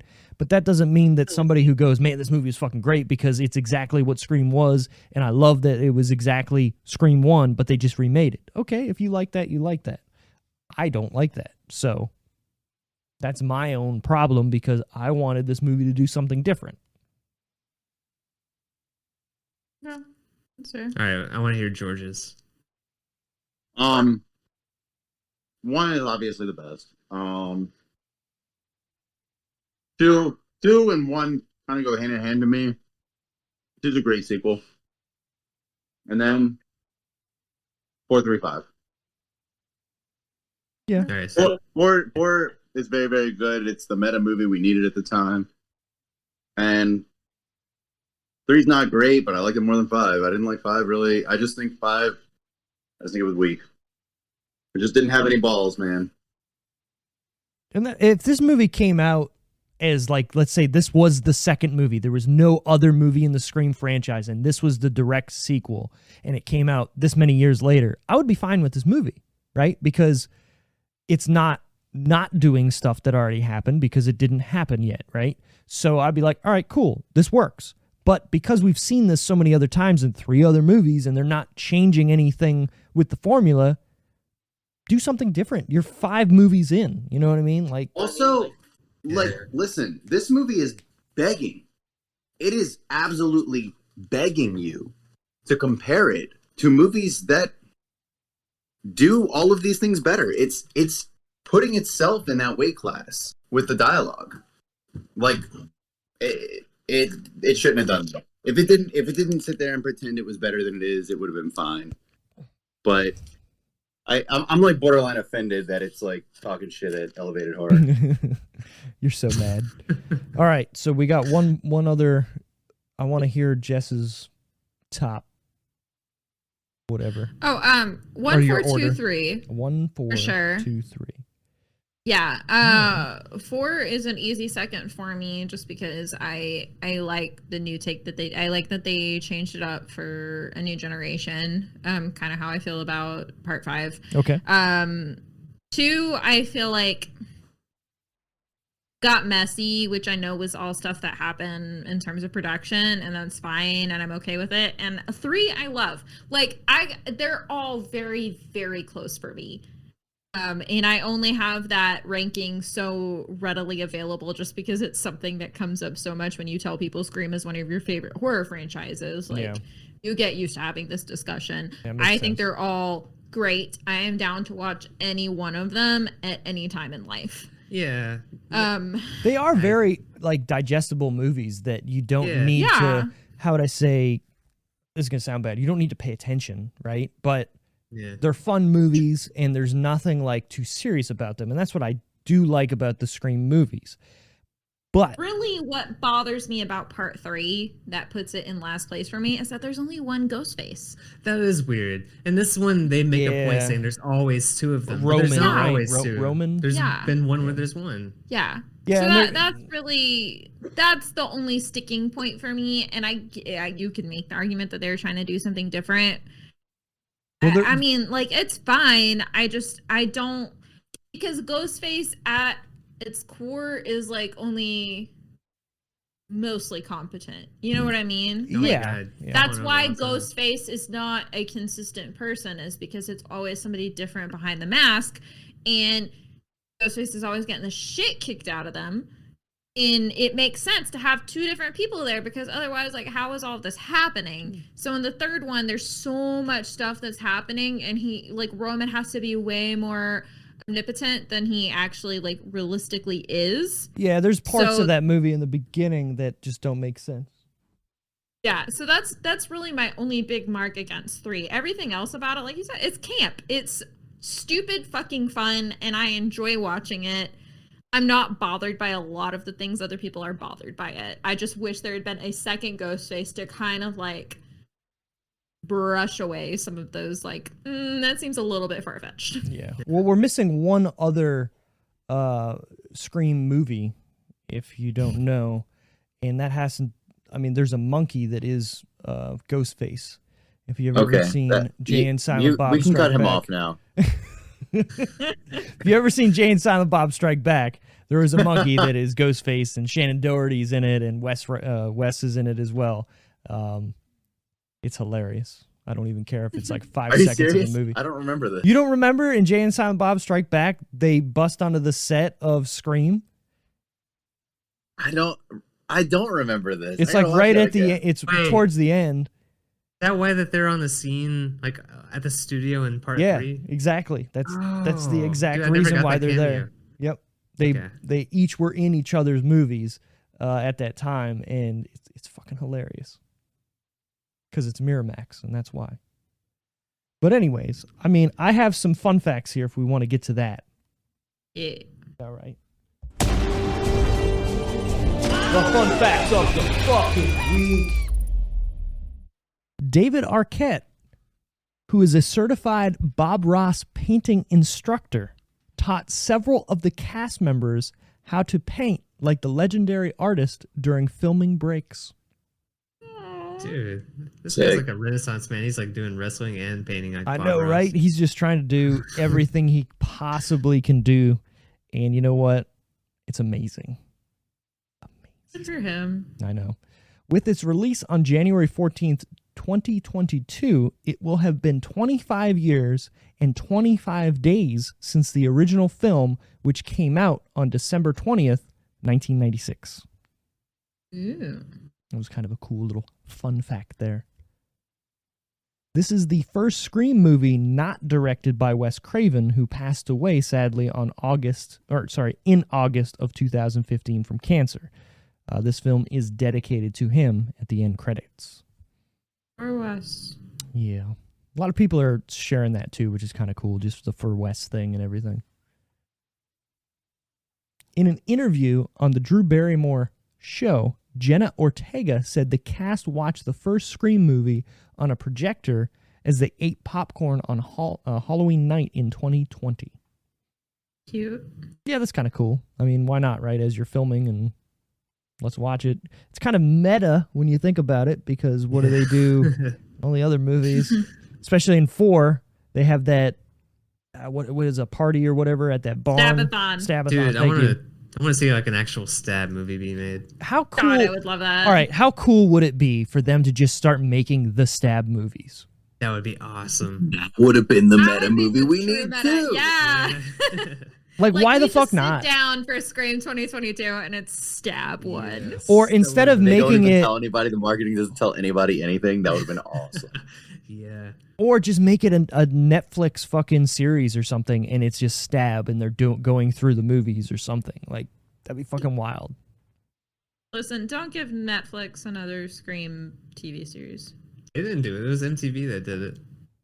Yeah, it was God, I MTV, forget and then MTV's a thing. oh My God. bad. Fucking MTV.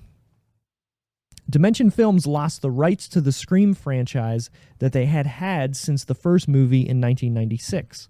Lantern Entertainment and Spyglass Media Group bought the rights to some Dimension franchises, including Scream, Scary Movie, and Children of the Corn.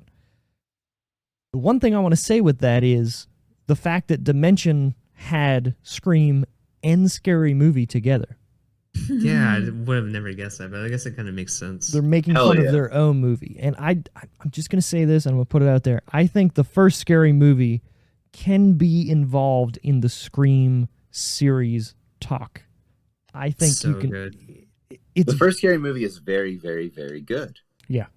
It's almost not a parody movie to me. Like, it's its own thing. Yes, it's parodying a lot of those movies, but it does it so well, and it has its own mystery that works, that it's an amazing the movie. comedy version of what Scream was. Scream Yeah. was the horror version of a parody of horror movies, and Scary Movie is the comedy version of that. You know what? I You're, like that. you're right. Yeah. Yeah. It's made by people that love and understand horror. And It is yeah. almost It- a perfect remake too. Like it is shot Yeah. for shot remake. It's dialogue and everything. It's so good.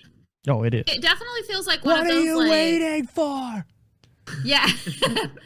It definitely feels like one of those like I can make fun of my younger sister, but you can't. Like it feels Yeah. like that. They Yeah. obviously love the source material. I mean, if you look at it, yeah, the shot for shot to me, like the movie theater scene where the girl, Cindy, that girl is in there and she gets fucking stabbed just like Jada Pinkett Smith gets stabbed in, I believe that's the second one, right? It's Yeah. so perfect that it's literally the same, but it's for laughs in Scary Movie, and it works so well because literally everybody's like, shut the fuck up, bitch, and they just all take turns stabbing her. I'm going to watch that probably tomorrow. When asked in August 26, 2020, Tufab in a Tufab interview who he would like to see killed in an opening scene for the film, David Arquette jokingly said Logan Paul or his brother Jake Paul. Yeah. Dude, I would have been pissed that they would have been in a Scream movie, but That's it would who have been needs to be killed satisfying. in the Scary Movie Yeah. cover of Scream 2022. Yeah, Yeah. that would be nice. Or if, somebody could just not rig a boxing match with them and they actually get knocked the fuck out, that would be nice. Mhm. I Sure, don't Paul, want them David even to be killed in a Scary Movie. Like I don't want them to. I don't want to see their names or faces anymore. Well, I'll say this. Yeah, Jake don't get- Paul just got Yeah. scammed for like $3 million of fake Pokemon cards, so that I makes saw things that. better.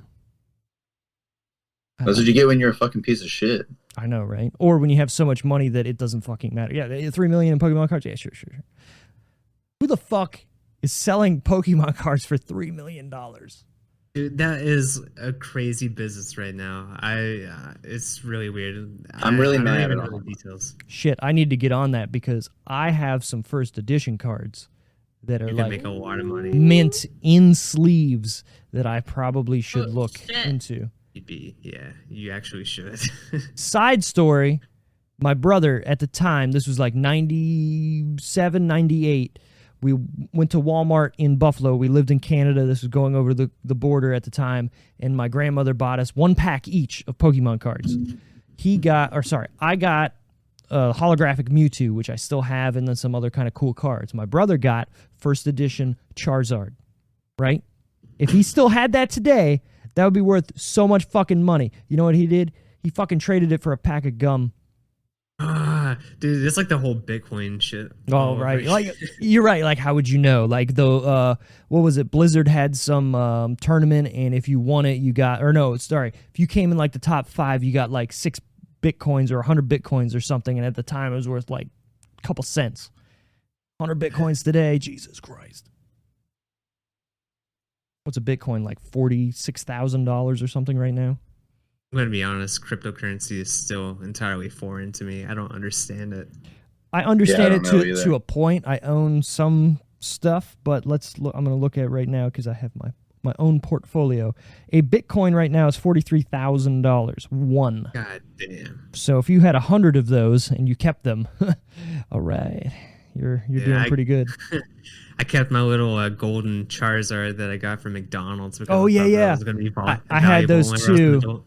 They came in like the Pokeball or whatever that opened up. Yes. Yeah, yes.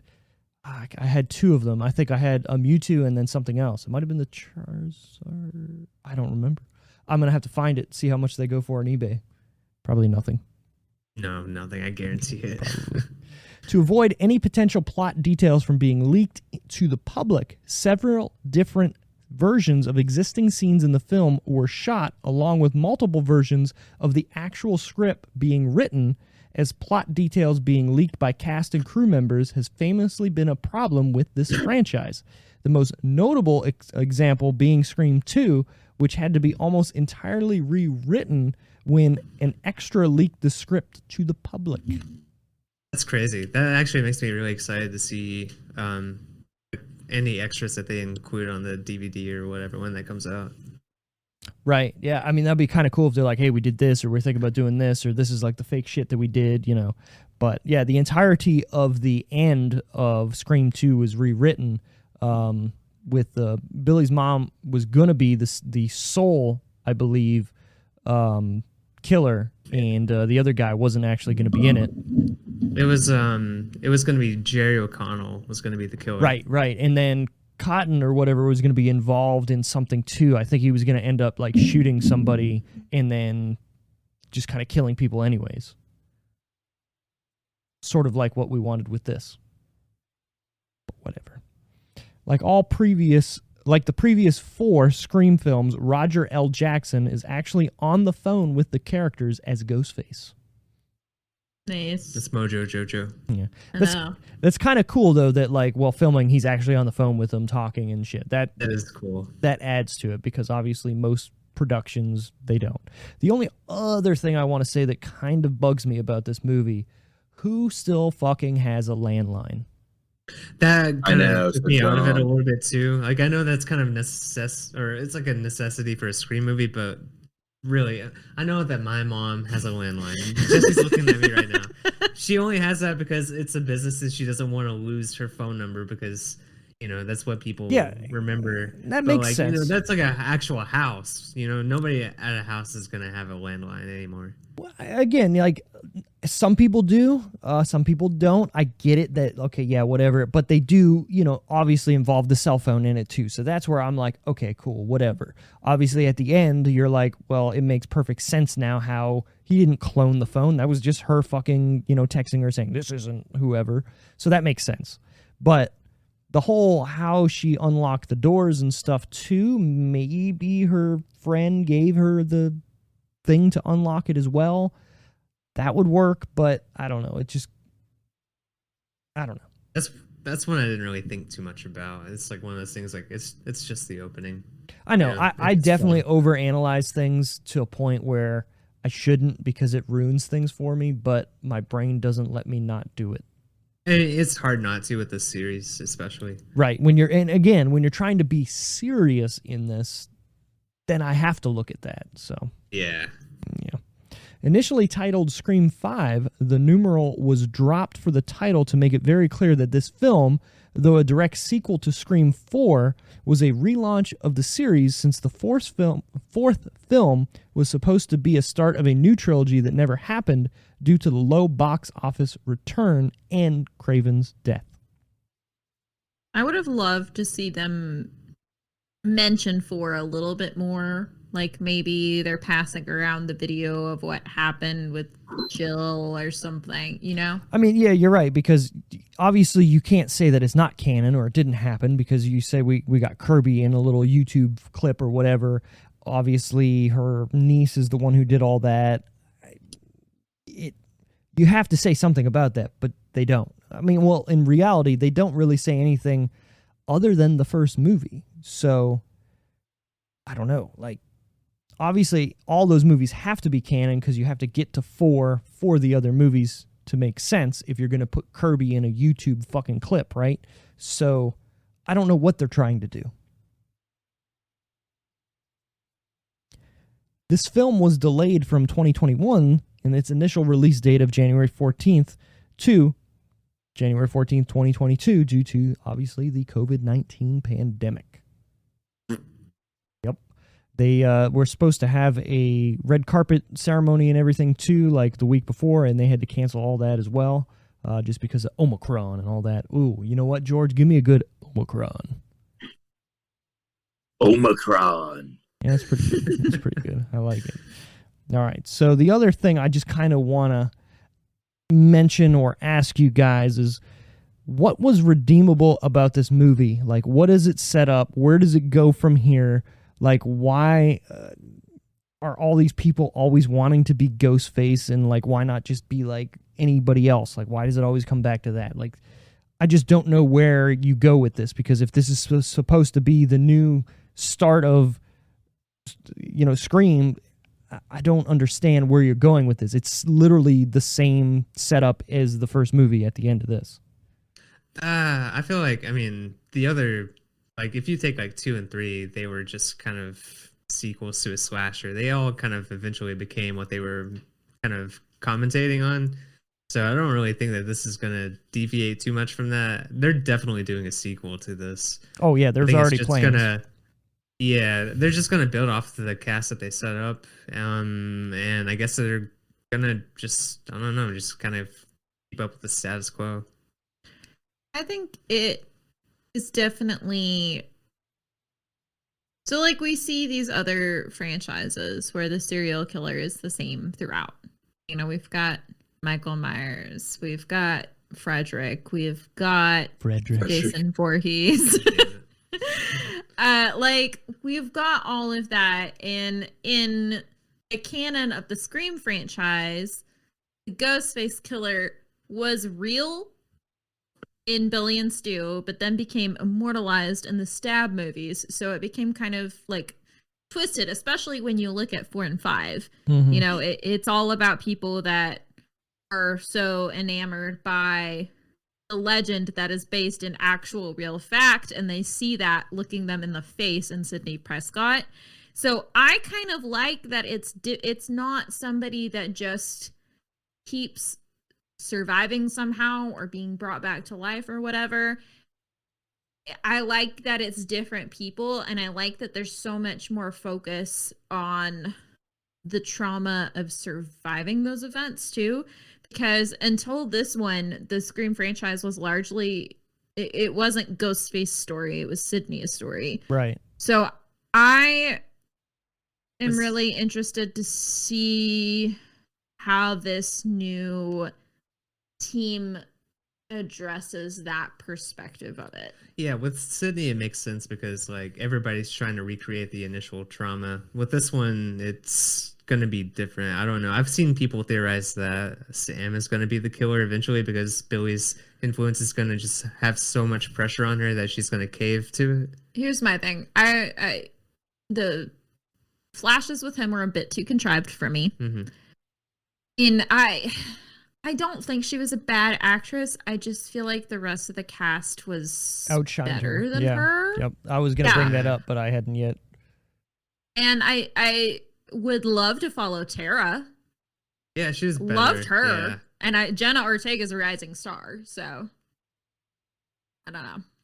Yeah, I feel the same way. Like, I felt like she definitely was outshined by the rest of the cast. She wasn't terrible, but she was just missing that extra spark that everybody had. Like, even David Arquette, who, let's be real, is not the greatest of actors. He was just so much better than her. Like, in every scene that he was in, he was the person you were fucking paying attention to. And that doesn't, that's not a bad thing, but I just didn't feel a connection to her like I did Neve Campbell in the original movie. Yeah. You know what I mean? Like, I was like, all right, well, Nev's here. She's been in the fucking movie for 5 minutes. I care more about her, obviously, because I know her backstory than this girl who, bled her heart out to her sister and all this shit. I don't care. That sucks, but I don't care. You're not bringing me in. So that's I think the biggest failing of the movie, besides it trying to be meta and not being meta enough, is I didn't care about the girl. And then to do all those not the flashbacks, but the psychotic break sequences or whatever, for them to not really lead to anything major, unless they're going to, steer into that in future movies, it just felt too contrived and just, that's all I got. Yeah, I can definitely agree with that. Yeah. Yeah. So to wrap this guy up, because we have gone fucking long here like always. Yeah, sorry. Let's get to our final decisions, which we didn't actually do on the Pumpkinhead episode we had you guys on. We never actually gave a final score to that. Did we not? No, we got way into that too, and we never actually gave a score to that. So, I mean, if you want, you can give me a Pumpkinhead score so we actually have a score for that, and then go into where we're at with Scream 5. It's up to you. Out of 10. Out of 10. Okay, yeah. All right, so Pumpkinhead, that's a 7. Seven. Scream 5. Leonard Washington. 7. Like I said, I mean, despite my ranking it last in the series, I don't think that there's a single weak movie in this whole series. I still think this is a very strong movie. I think I'm going to give this one an 8. All right. I agree with both those squares. That's what I was thinking in my head. Pumpkinhead 7, Scream 5, 8. Although Pumpkinhead, I keep going back and forth in my head between a 7 and an 8. I felt like we have a little bit of recency bias with Scream 5 right I think now. it's 7.5. Sure. Yeah. That's fair. So 7.5 for Pumpkinhead or Scream? Pumpkinhead. Okay. All right. George, where you at? Man, I'm sorry, guys.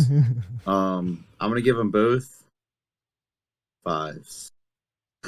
So Pumpkinhead you know 5 what? and Scream C's 5. got degrees, George. It's fine. So, all right. Yeah. Let's fucking go Pumpkinhead first. That movie is way better than it has any right to be. The creature work makes a point for itself there. I'm going to give Pumpkinhead a 6. That it's not a good movie, obviously. It knows it's not. The acting is so bad in it, but like it works. But fuck, I'll watch it. I will watch Pumpkinhead more than I'm going to watch the new Scream movie. And that's saying a lot, actually, because I like the Scream series. I like everything about every one of these movies.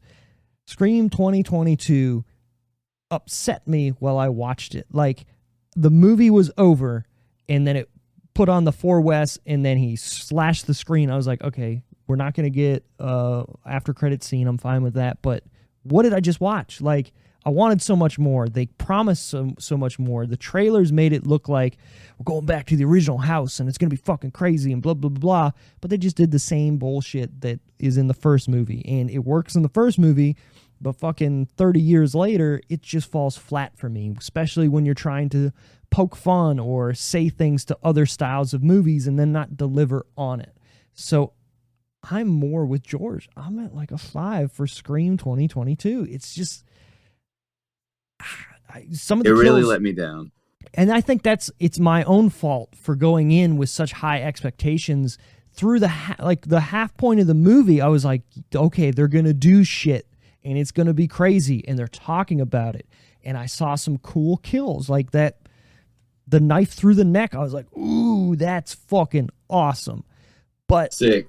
any other kill was just, yeah, the Dewey kill was kind of cool, but the way that they did it, and then I find out that that's a girl who's 85 fucking pounds, that doesn't work for me, dog. Like, not only that, just Dewey dying upset me. I did not like Dewey dying.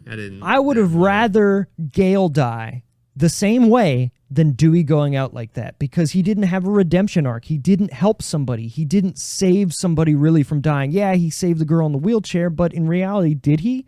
You know what I mean? Like, I don't know. It felt, we got to kill somebody. Well, fucking Dewey then. You know what I mean? To me, yeah. Dewey should be the one who survives through it all. Nev Campbell should die.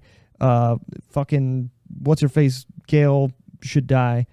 And I think Dewey should come out of this and be the only one who survives, to be the guy who's by himself, still in the trailer, sad, but I saved the day and I saved these kids and I think whatever. I think what you're saying is that you wish that the status quo had been upset, and it was not really. Correct. And I 100% agree with you. Yeah, because nothing changes at the end of this movie. You know what I mean? Okay, Dewey's dead, but he was kind of dead already. He's living in a fucking trailer by himself. Yeah, he basically died. Right, so where do you go from here? Okay, some kids are dead, but nobody else is dead. Like, who really died in this movie? Some of their friends died. Shit, one of their friends died. The only other person who dies in this movie besides the friend's mom is some dude who's harassing them. You know what I mean? The twins survived. That's true. The body count in this movie is not as big as you would think it is. Right, the twins... I think, honestly, if we had spent less time with the OG trio, we would have gotten to know the friend group a little bit better. And it would have cared. And less with Sam. Yeah, because if you think back to the original Scream, you could say the same thing. Who died in that movie? Oh, some of Sid's friends and the principal. Who cares? Like, you could have said the same thing, but you've gotten to know all of them. Right, exactly. Point. Yeah. So I just feel like this movie missed the mark where it could have been so much better. So 5 out of 10. That's where I'm at. So I guess that's the end of this episode probably. I want to thank you guys for coming on. I want to have you plug your show for anybody who's still listening, if you can. I'm going to give you, we got cameras here. You can look into that camera, whatever you want to. And you can say what you want about your show. Go for it. All right. Well, first of all, thanks for having us on. Yes. Pleasure as always. Got way carried away talking about this, but it was a good time. We are What's Your Least Favorite Scary Movie? We are primarily a podcast where we talk about the good, the bad, the ugly, and the unpopular of all our favorite scary movies. It kind of started off because while we are both horror fans, we have very different opinions of what makes a good horror movie, and we like to have a good, civilized, and sometimes silly discussion about those differing opinions.